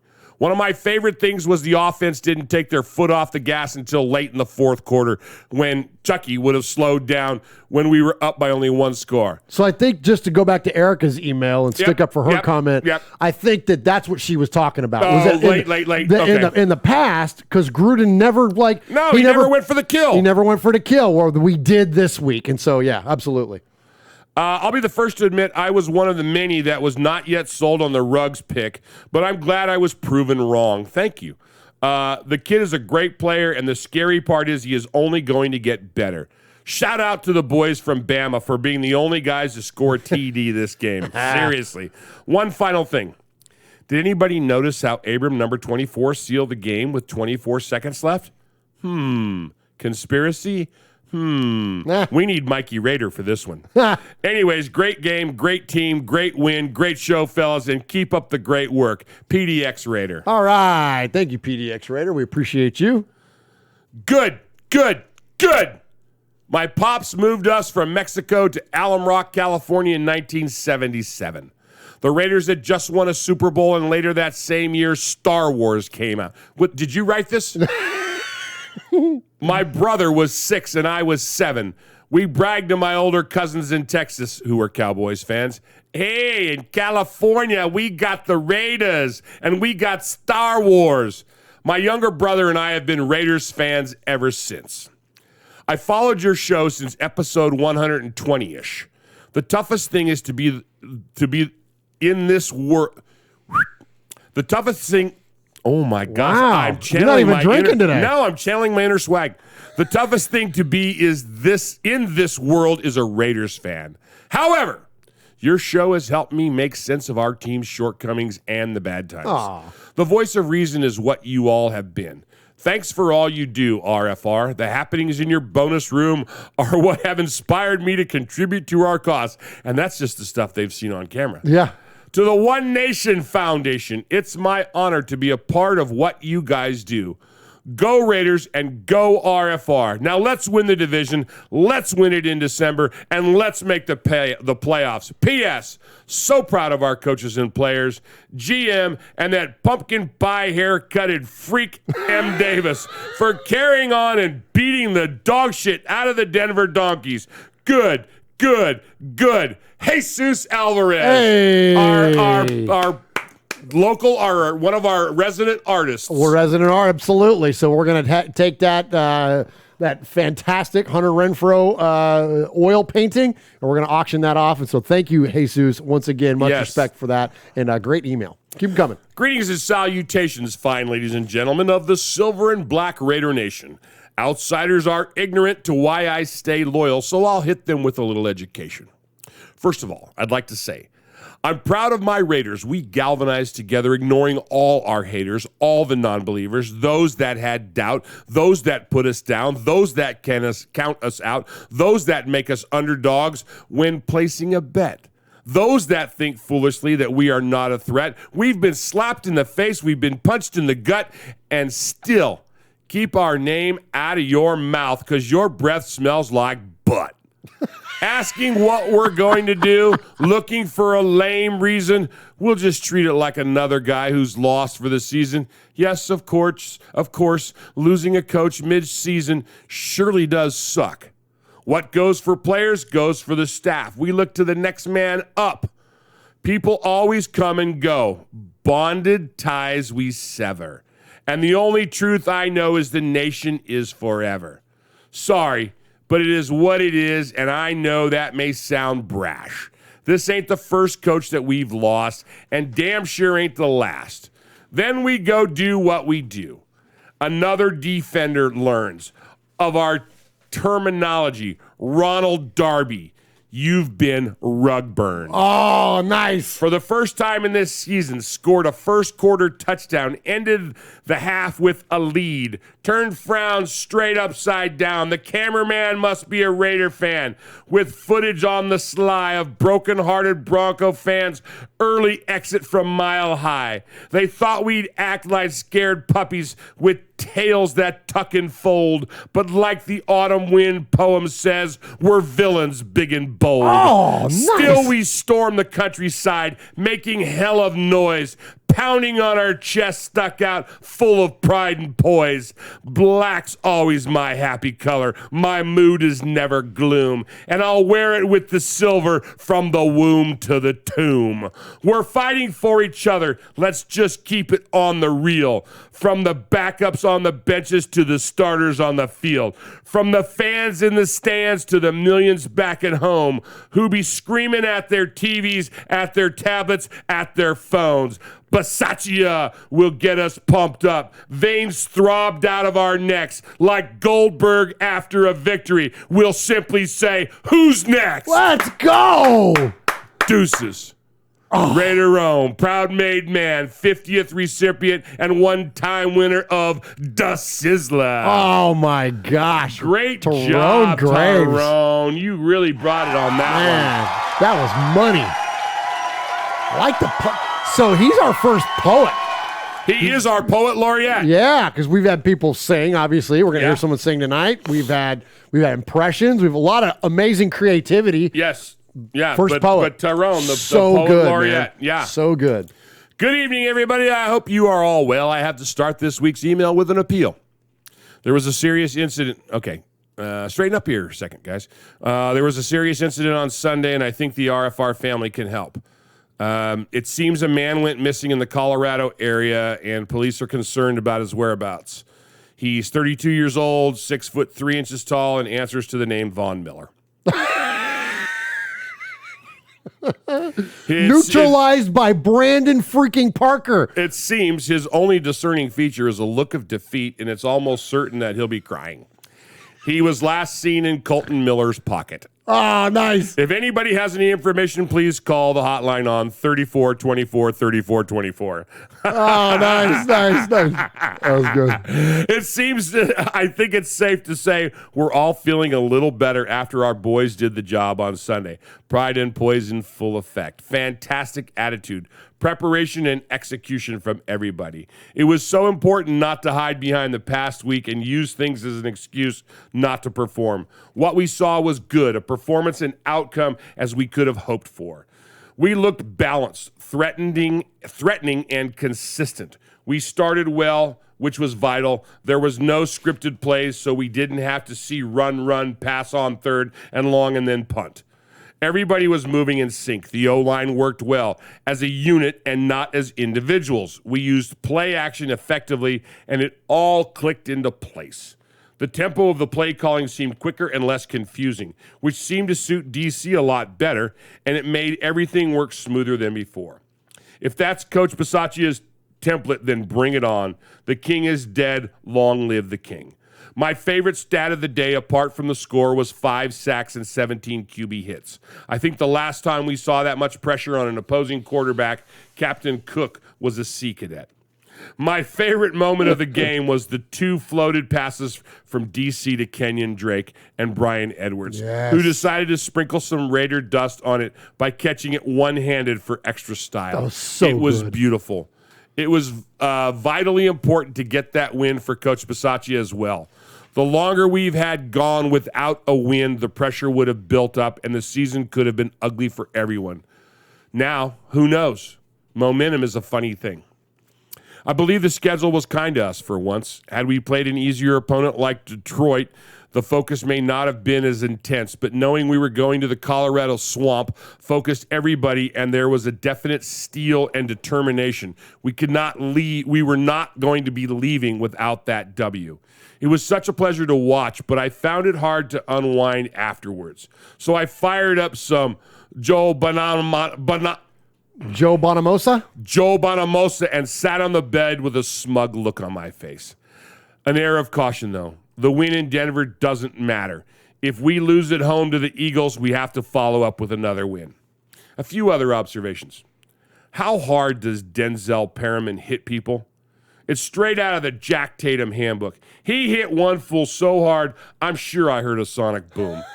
Josh Jacobs looks healthy and dangerous again. Yes. And the Jacobs, Drake, Richard RB group could be interesting to watch going forward. The kids call him Richard. Yeah. It's called not proofreading. And I never proofread Paul's. No. I proofread all the others, but I don't proofread Paul's because I like how it just How it gets unfolds. me. Yeah. Where was I at? Oh, yeah. Isn't it heartwarming to know that we aren't reliant on one or two individuals like some teams? We have so many weapons that once we really find our feet, we could be unstoppable. As for the Broncos fans, look, I know it must be difficult for you going through life looking like, well, knowing that your mom, sister, and girlfriend are all the same woman. But try not to let it get you down too much. There was nothing you could do to stop us anyway. It's that time of year. The autumn wind just blew through your storied-ass lives. Elsewhere in the AFC West, can you really take the Chargers seriously? I can't. I don't believe they have the stamina for 17 games. But just supposing they were to go the whole way this year and win the Super Bowl, how embarrassing would it be for them? To save time, their parade would consist of driving their team bus to the fans' house and sitting outside instead of driving around town. There would be more people on the team bus than on the street, and all 10 of them could stand in a huddle throwing confetti over themselves. They aren't the real deal, trust me. The Donkeys are one-dimensional, and Sunday proved that Bridgewater can't handle pressure. And as much as I don't like to think about the Chiefs, because they give me wind, I still believe they're the team to beat, and if we finish above them, we will win the division. And finally, John Gruden is allegedly owed $40 million. Don't pay it, Mark. Your dad sure as hell wouldn't. Send him a rejection by email. And thank you, Murf, for sticking up for us overseas members of the nation after Ted Wynn's strange and baseless tweet on Sunday. So, what a win to end a traumatic week. We did it well and we did it with style. Now let's go and clip the Eagles' wings. Then we can go into the bye week with a spring in our step. Stay safe, RFR family. Love you, Raider Nation, despite what Ted Wynn thinks. His Lordship, the Royal Scribe, Paul Egerton, Shropshire, Mississippi, Polly Award winner 2019, Foggy Glasses Award winner 2020, PRT Sizzler scorekeeper, proud made man, five-time, plus one, winner of the Raiders Fan Radio BRT Sizzler Let's Award. go, Paul. Nice job, my friend. Paul.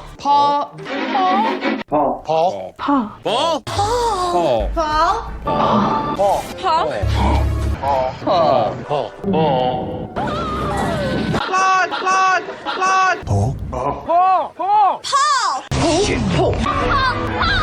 Paul, your name Paul? Paul. I met him with Paul. Who? Paul. Paul, yes, Paul. Paul's not here. Hey, Paul. Paul. Hi. I'm Paul. So a couple things Paul said there in his email. One of the things, we talk about Josh Jacobs playing well. I think it's incredible how the guy doesn't ever go backwards. Like on a tackle, he doesn't even stay still. Like he's always falling forward. So it's like even on an unsuccessful run, he's like a 3-yard gain. Like it's absolutely incredible watching him this year and especially in this last game. And then in terms of the Ted Wynn comment, so Ted's been on our show like 3 or 4 times, I want to say. He's a great dude, a writer over there at The Athletic, and is one of the best film guys. If you're into watching those videos of people break down film, check out Ted on Twitter. He does an amazing job breaking down film. Anyways, he made a comment about like he was surprised that there were so many Raider jerseys in the stands in the London game, the London game that happened this past Sunday morning. And so I just tweeted him back and I said, well, it doesn't surprise me a bit. I said, check out Silver and Black UK and, hip yourself to that because, those folks go hard for the Raiders over there, man. And so many folks and we know this because we hear from you all the time. And it's not just in England, it's all of the UK and Europe, frankly. Like there are amazing, amazing Raider fans.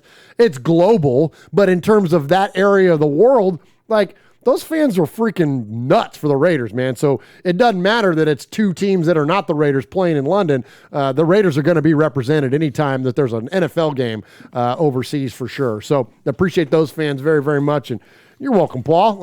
I saw that and I mean, it was like it was offensive or something, but it was like, hey, wait a minute. Like, no, let's recognize these folks.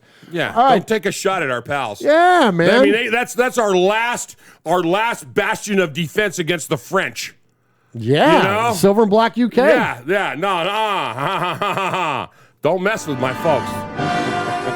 Britannia rules the waves. I wish I knew these words. This is Keith Smith, the Crusader Raider, calling you from London, England. And you're listening to Raider Fan Radio. And we're in Murf's Cave, and I tell you, this is the only place you need to be.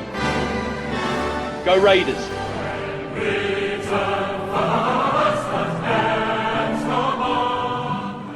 There's a Crusader Raider, Keith Smith, who we're probably going to see this week because the Silver and Black UK folks are usually at the Bolitnikoff dinner. So hopefully we'll get to catch up with some of our good friends from across the pond here in just a couple of days. All right, let's get to these voicemails and get out of here. Are you... I don't know if I'll pause this or not, but are you good on time? You had to be home like 20 minutes ago, didn't you? Yeah, I got a guy coming to work on my ceiling. Okay. Do you need to go? If you got to go, I can wrap up shop. Let's go. Let's finish it. Okay. All right. So we're going to get to the voicemails. Always led off by our incredible capo. He is Aaron the Q-Dog Raider, and let's kick off the segment here with the calls. Greetings, Don Murf, Underboss Sonny, Consigliere Mars, Mojo from the Universe Speaks, the Sizzler, Sergeant at Arms, Big Raider Trucker, Mamone the Mean King, Ron the Mater Raider, Swag Old Jeff, Nation. That 34-24 victory up there and Mile High, whatever they call that stadium these days, on Mike Shanahan Day at best, that shut a lot of the haters up. The big winner, obviously, was interim coach Bisaccia. I mean, what this guy has done, being able to communicate and pull everybody together, man, was short of miraculous. But, everything rises and falls on leadership. Now, I call it a total team win with the only Raider that possibly took an L was Amik Robertson. Now, remember, they say the size matters. Ain't that right, no bit? I see you, bro. But they also say speed kills. Enter with the 12th pick in the 2020 draft, the guy that me and Mojo had clamored for, Henry Ruggs III, wide receiver, Bama. Now, Ruggs is being used as he was intended to be used, not just a decoy for Chucky, but thanks to Greg Olson, he almost single-handedly helped us forget about Chucky. I mean, the way he's utilizing all our weapons in a balanced fashion, hey, kudos to him. DC4 managed to shake off his 2-game funk, honestly. After watching Aaron Rodgers, own the Bears once again, is all the more reason that loss to the Bears was unacceptable. Glad to see the professionalism's back in the mix. Now, Great to see the Condor getting 3 sacks. I'm a Kwiatkowski dude. Perriman is, leading the league in NFL, in tackles. He's getting me to pipe down. Now, die, Eagles, die. Even though my Neo, Jalen Hurts, new Q is at quarterback, they got to go down. I'm stoked that we inked Desmond Trufant, and I'm looking forward to, offensive lineman DJ Fluker getting in the fold as well. Silver linings. Ramon, the Mean King. He suffered a COVID-related stroke last week, Monday before last, and I'm pleased to report that, the former Marine has managed to kick death in the ass. Now, the Commandant saw his death papers and summarily denied the request. He's going to live to see another day, and he's gaining ground day by day, and he has another procedure tomorrow. The hit list. Cleve Furl, DJ Hayden, Raiders fans who said Al wouldn't stand for Chucky's fire, not knowing the meanings of what Al has constructed, and Raider Nation. Jim Rome, Mike Wilbon, and, of course, as usual, Mike Dicker. Have a safe trip, boys. Roo. Appreciate you, Capo. Thank you, Capo. Absolutely. Appreciate that. And yeah, we're definitely thinking about Ramon. Love you, brother, and get well soon. All right, let's jump into the rest of the calls here, and let's hear from our good friend in Houston. We call him the Houstorian. It is Houston Raiders Steve. Murf, Mosh, Swag Jeff, Nation. This is dedicated to John Elway. A horse is a horse, of course, and no one can talk to a horse, of course. That is, of course, the horse is a famous Mr. Ed. Go right to the source and ask the horse. He'll give you the answer that you'll endorse. He's always on a steady course. Talk to Mr. Ed. This is dedicated to all the people that are Bronco fans that have given me crap for years. Let me ride that donkey, donkey. Let me ride that donkey, donkey. Let me ride that donkey, donkey. Let me ride that donkey, donkey. Let me ride that donkey, donkey. Let me ride that donkey, donkey. Please, please, please. Hey, this is dedicated to Mike Shanahan, or as we call Mike Shanarat, Beaver Face Boy. Hey, how do you like those Raiders? We're back, baby. You had a Texas-sized butt kicking in your own stadium. Even the barrel man would be putting on clothes after that game. Man, creamsicle jerseys. Atwater had to watch that. Horseface Elway. All I can say is the Raiders are back, baby. The Raiders are free at last. What a great team effort. All I can say is the Raiders are back, baby. Max Crosby, the way that defense played, Derek Carr, Ruggs, Edwards, Drake, great team win up in Bronco Land. Talk to Mr. Ed. Goodbye. So Houston Raiders Steve is the best. I love it when he puts an exclamation point on his calls. Yeah. So he there's an epilogue to this one. Oh, Murf, Mosh, Swag Nation, Swag Nation, Swag. Raider Nation. Houston Raiders Steve. I was just going to say that effort by the Denver team yesterday in Donkey Land, the big barn up there in the Midwest or the West, it was incomplete. Get rid of all the shovels and the hip boots on, get rid of all that horse crap that was in that barn that they call Invesco Field. All I can say is the Raiders are back, baby. Goodbye. Oh, my gosh. Nothing is more annoying than that worst incomplete chant that happens in Mile High. Ugh. I'm glad because I typically will only watch one home Broncos game a year because that one is the one where the Raiders are playing at it. But when they're in the playoffs and stuff, I can't stand it. It's annoying. All right, next up, let's get to our buddy Dave in the 330. What's up, Murf, Mosh, Swaggy J, Nation?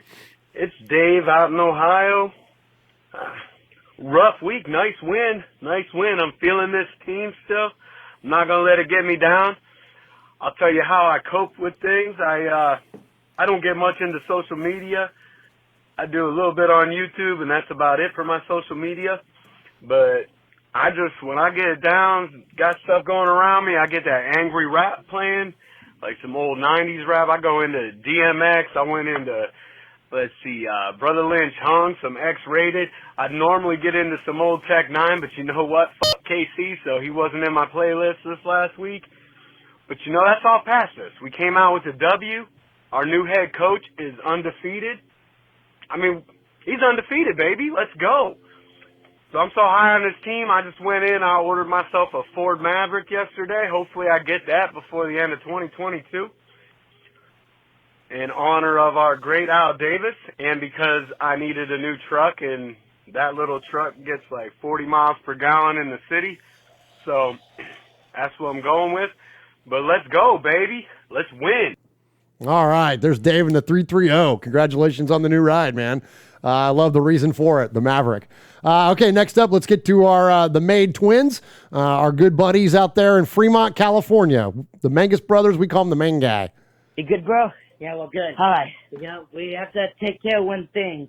After Donkey Week, after beating the Broncos, please, please, please, let me ride that donkey. Let me ride that donkey. Let me ride that donkey. Let me ride that donkey. Let me ride that donkey. Let me ride that donkey. Let me ride that donkey. Let me ride that donkey. F the Broncos. Yeah, you heard it first, Denver. Oh, what's the matter? Let that one You slip thought in there. Jericho was scared of the pressure? You think we're scared of Bob Miller and his little tiny walker trying to get to Jericho? Yeah, that's right. You know who you should be afraid of? It's number 98, and his name is Mad. Mad.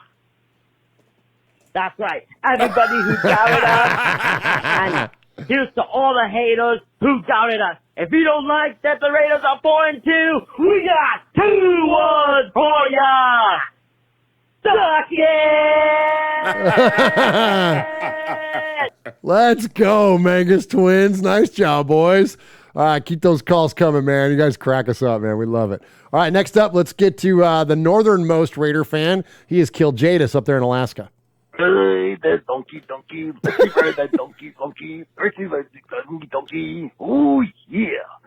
A bounce back victory. Broncos are still in the stable and is currently unable to run the table against the silver-black willing and able. Yeah. Well, this was a statement victory. At least we won. Oh, come on. Are you still bummed about Gruden? Yeah. Well, forget about it, Go Jadis. We have the Sashia now. Don't you like him? No, I like him. I liked him the moment he did his first pressers. Just well, get excited. We're still on track to win it all.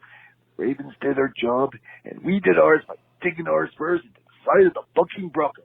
And we still were able to hold on for the full 8 seconds. Yeah. Defense lassoed in turnovers. We hogged-eyed Teddy multiple times. And Carr was the fastest and best gun in the whole corral. Yeah. Well, I get your point, Pilgrim. But the Broncos weren't as spirited as we thought. It was an ass-kicking, literally, but we still have a lot of football to play. One kink I found, though, is that we didn't capitalize on our turnovers. We had all those turnovers. I think we only scored one of them. We can't be doing that. Apples, peaches, cherries. It don't matter what kind of turnovers we get. As long as we get them, you'll be happy about that. Yeah, but what good is a turnover if you can't eat it? Don't be stubborn like a donkey on this. Speaking of donkeys, I was wondering if we could do an interview for this phone call. We don't have time for an interview. You should have told me ahead of time. So who do you want to do an interview with? Q-Dog, Big Easy, Aussie Raider, or Paul? Paul? No, none of them. Although it would be cool to interview Paul. Paul! So then, who's going to be your, are you kidding me? Another one? Where'd you find these things? He's our new donkey. His name is Shannon Sharp. We can't have a donkey in our apartment. That's it. I'm getting the gun. Wait. Hold on. It's special. It can even talk. It can talk? I'll show you. Shed Sharp. Say hi to Coach Jadis. Skip. Did it just say skip? Yeah. Pretty cool, huh? Oh, my God. Are you kidding me? Yep. This is ridiculous. A talking donkey? Oh, what do you think? Oh, this is going to be stupid. All right, so if you're keeping score at home, that's Raider Macho Savage or Macho Man Raider Savage, and he brought a donkey over to kill Jadis's house earlier in the year, right? And the donkey's name was John Elway, right? And Kill Jadis got so mad he shot and killed him. The donkey. So now the second donkey is Shannon Sharp, and now it's crazy. cracks me up, man. It's like a series now. I kept waiting for him to shoot him. Yeah. Oh, I'm sure it's coming. I'm sure there's a creative way he's going to kill this one. All right, next up, let's get to our buddy. Here come the creative calls. This is the Raider Karaoke Kid. After a brief absence, this is the Raider Karaoke Kid, and we are back. Now the season has been on my mind all the time, Coach Bisaccia.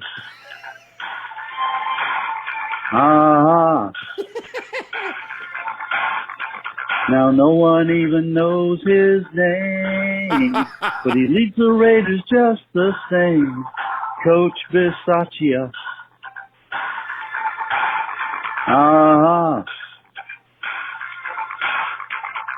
Oh, out of the shadows he leads the way. The team's gaining confidence every day. He's what we need to guide this ship, making our way toward a playoff trip. Coach Bisaccia, he'll lead the way. Coach Bisaccia. Welcome to the Raider Nation, Coach Rich. We're right behind you. This is the Raider Karaoke Kid reminding you to say the name Coach Bisaccia. It ends like that. That's it. Yeah. There you go, Raider Karaoke Kid. You know what I respect about that call, Mosh? Tell me. Commitment. If you're gonna do it, just do it. Just dang do it, man. Right on. I appreciate you, Raider Karaoke Kid. All right, one more for you. This is I don't have a vote in this, but this is one of my favorites of this week, and they're all great, but this is one of my favorites, and I think it's because I hope we don't get in trouble with YouTube or iTunes or anything, because the background music here is like the Doors were pretty much the soundtrack of my youth, because that's all my dad used to play all the time, and he's got the Changeling rocking in the back. It's pretty cool, man. So let's check in with Raiderborn Rico. Hey guys, Raiderborn Rico here. So when I was saying to you like last year, we had a team with a lot of potential but wasted. When I was saying to you that John is our weakest link, I was saying to you, criticizing the guy and about his play calling, I say to you, even joking, John, you got to step aside, let the guys enjoy the football game without you. I would say, go play the slot machine. I was joking, but that's what I meant all the time, because John was pushing the brakes of this team. We were in a toxic relationship with him. He was pushing the brake because of his insecurities, of his stubbornness. He couldn't deliver the plan, but he had a great idea. Do not get fooled. He got a great idea, put together a lot of pieces. He made mistake, he overcame with it. He just couldn't deliver the plan because of his position in the new football era that is not meant for men like him. That's why he couldn't deliver the plan. And as life is a bittersweet symphony, he got to step away from the game to make the plan happen. Because what we saw Sunday, that wasn't Rich Bisaccia. That was John's plan with Rich Bisaccia, Tom Cable, Olsen, Marinelli, Gus Bradley. I even saw John Gruden's son over there working toe-to-toe with all these people, delivering the plan, make it work, doing their job, doing what they've been doing for all these years, for what they believe in all these years. So great win, a great compliment to everybody. We win in a great fashion because we stick to the plan and we make it finally happen, because we meant for this good type of football, this commitment to excellence. So let's go, let's beat the bird, let's keep pounding, let's play football like that week after week. I want to say something else. I heard in these days, I heard in the last weeks, our offensive line is trash, Alex Leatherwood is not the right pick, he's a bust. Well, listen, go back in time, think about when you were 20 years old and look what you are now, and look at what you've been learning from when you were 20 years old till now, because this guy is in his rookie year. He gonna learn. He got a great coach like Cable next to him, and he gonna show everybody. He got a lot of art. He got a lot of physique too. And he's gonna show to everybody who he really is. And I told you several times, and I'm gonna repeat you again in case you missed it. He is the Pensacola Chainsaw Massacre, Alex Leatherface Leatherwood. Let's go. Hands off my man when you're talking about him. He will show you who he really is. With all that said, I love you guys. Cheers to everybody. And I'm out. Oh, man, we so love good. you too, Rico. Good job, Great Rico. job, Rico. Love it, man. Love it. All right, Uncle Mosh, this 90-minute show is right at 2 hours. Who do we got for the Sizzler? Excuse me, man. Okay, so we started off. We started off our emails. Erica killed us first time Awesome. email. It was fantastic. Followed up by Frank from NorCal, Raider Chemist, PDX Raider, Jesus Alvarez sent us the picture. Had a great email. Tyrone Graves, and Paul. All on emails, and then Capo. Capo kicked us off. He had a great update on the game, and of course, and on Ramon, and we appreciate that. Houston Raiders Steve, the Houstorian, sang tonight twice. Mr. Ed theme song and Let Me Ride That Donkey, and of course ended it all with the Raiders are back, and then called in with his epilogue. I loved it. Dave in the 330 celebrated a win. I love it by buying a new truck. Yeah. He can celebrate with us anytime he wants. Yeah. The man guy sung Let Me Ride That Donkey, song number 2 for the night. Let Me Ride That Donkey. And then Kill Jadis followed it up, song number 3, the third time we heard Let Me Ride That Donkey. I love the turnover joke with the that was genius. Thank you guys for that. And of course the talking donkey. Raider Karaoke Kid, Coach Basaccia's song. It was hilarious. It was great. And then Rico comes in with the I Told You So call. Oh, man. And, the changeling in the back. Ray's, with his organ playing, the keyboard at the beginning of that is beautiful. It's so good. L.A. Woman, right? Wasn't it That's on L.A. Woman? Yeah. And it was, it was actually released on the B-side of something. I can't remember what. The Changeling was? Yeah. Oh, okay. Yeah, I didn't know that. I'll have to look it up on Wikipedia. But it was actually a B-sided song. And no kidding. Yeah, but it was phenomenal. Oh, cool. But tonight, Paul, I hope you're listening. Paul? I am the Sizzler. Sizzler. Sizzler. Tonight we've got a double bubble. Oh, I love these. We've got a voicemail sizzler and an email sizzler. Nice.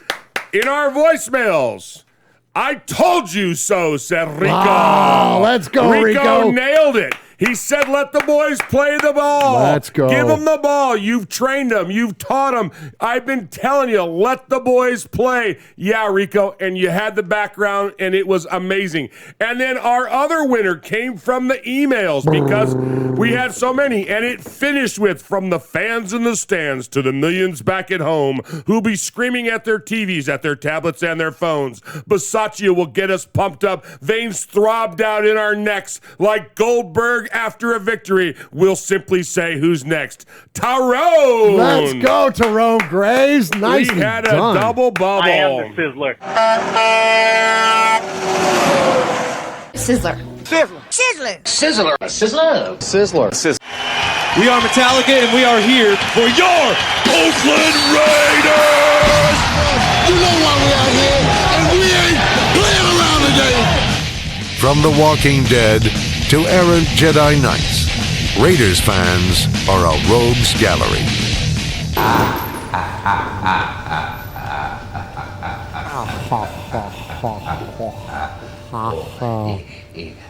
Basaccia. Basaccia. All right, Raider Nation, we appreciate you so very, very much for joining us here. Chat room, I hope everybody is doing well. We will see you in a couple weeks. Check us out on the YouTubes this weekend. We're going to be all over the darn place. That is youtube.com/Raiders Fan Radio. Look for us doing our thing with the Bolitnikoff Foundation and our good buddy Raider Cody. We appreciate you all so very, very much for checking us out. Also, don't forget on that podcast service, just look for us, Raiders Fan Radio. And if you are on the YouTube, hit the thumbs up, put a comment in there, and we appreciate that support so very, very much. Thanks to all the amazing callers and emailers tonight. We love you guys. Ramon, get well soon, my friend. Get well, Ramon. Absolutely. Thanks for listening, everybody. For our missing in action buddy, Swaggy J, who's already down there warming up the crap table for us. Nice. You got your old Uncle Mosh here, my buddy, my little nephew Murf over there to my left. You've been listening today to Raiders Fan Radio, where we took a lighter side journey into the dark side. Remember, nation, what happens in Vegas started in Oakland. Good night, everybody. Adios, malingerer. Drive safe. Good night, YouTube. Good night, YouTube. Be good out there. Get your shots. Wear your mask. God bless.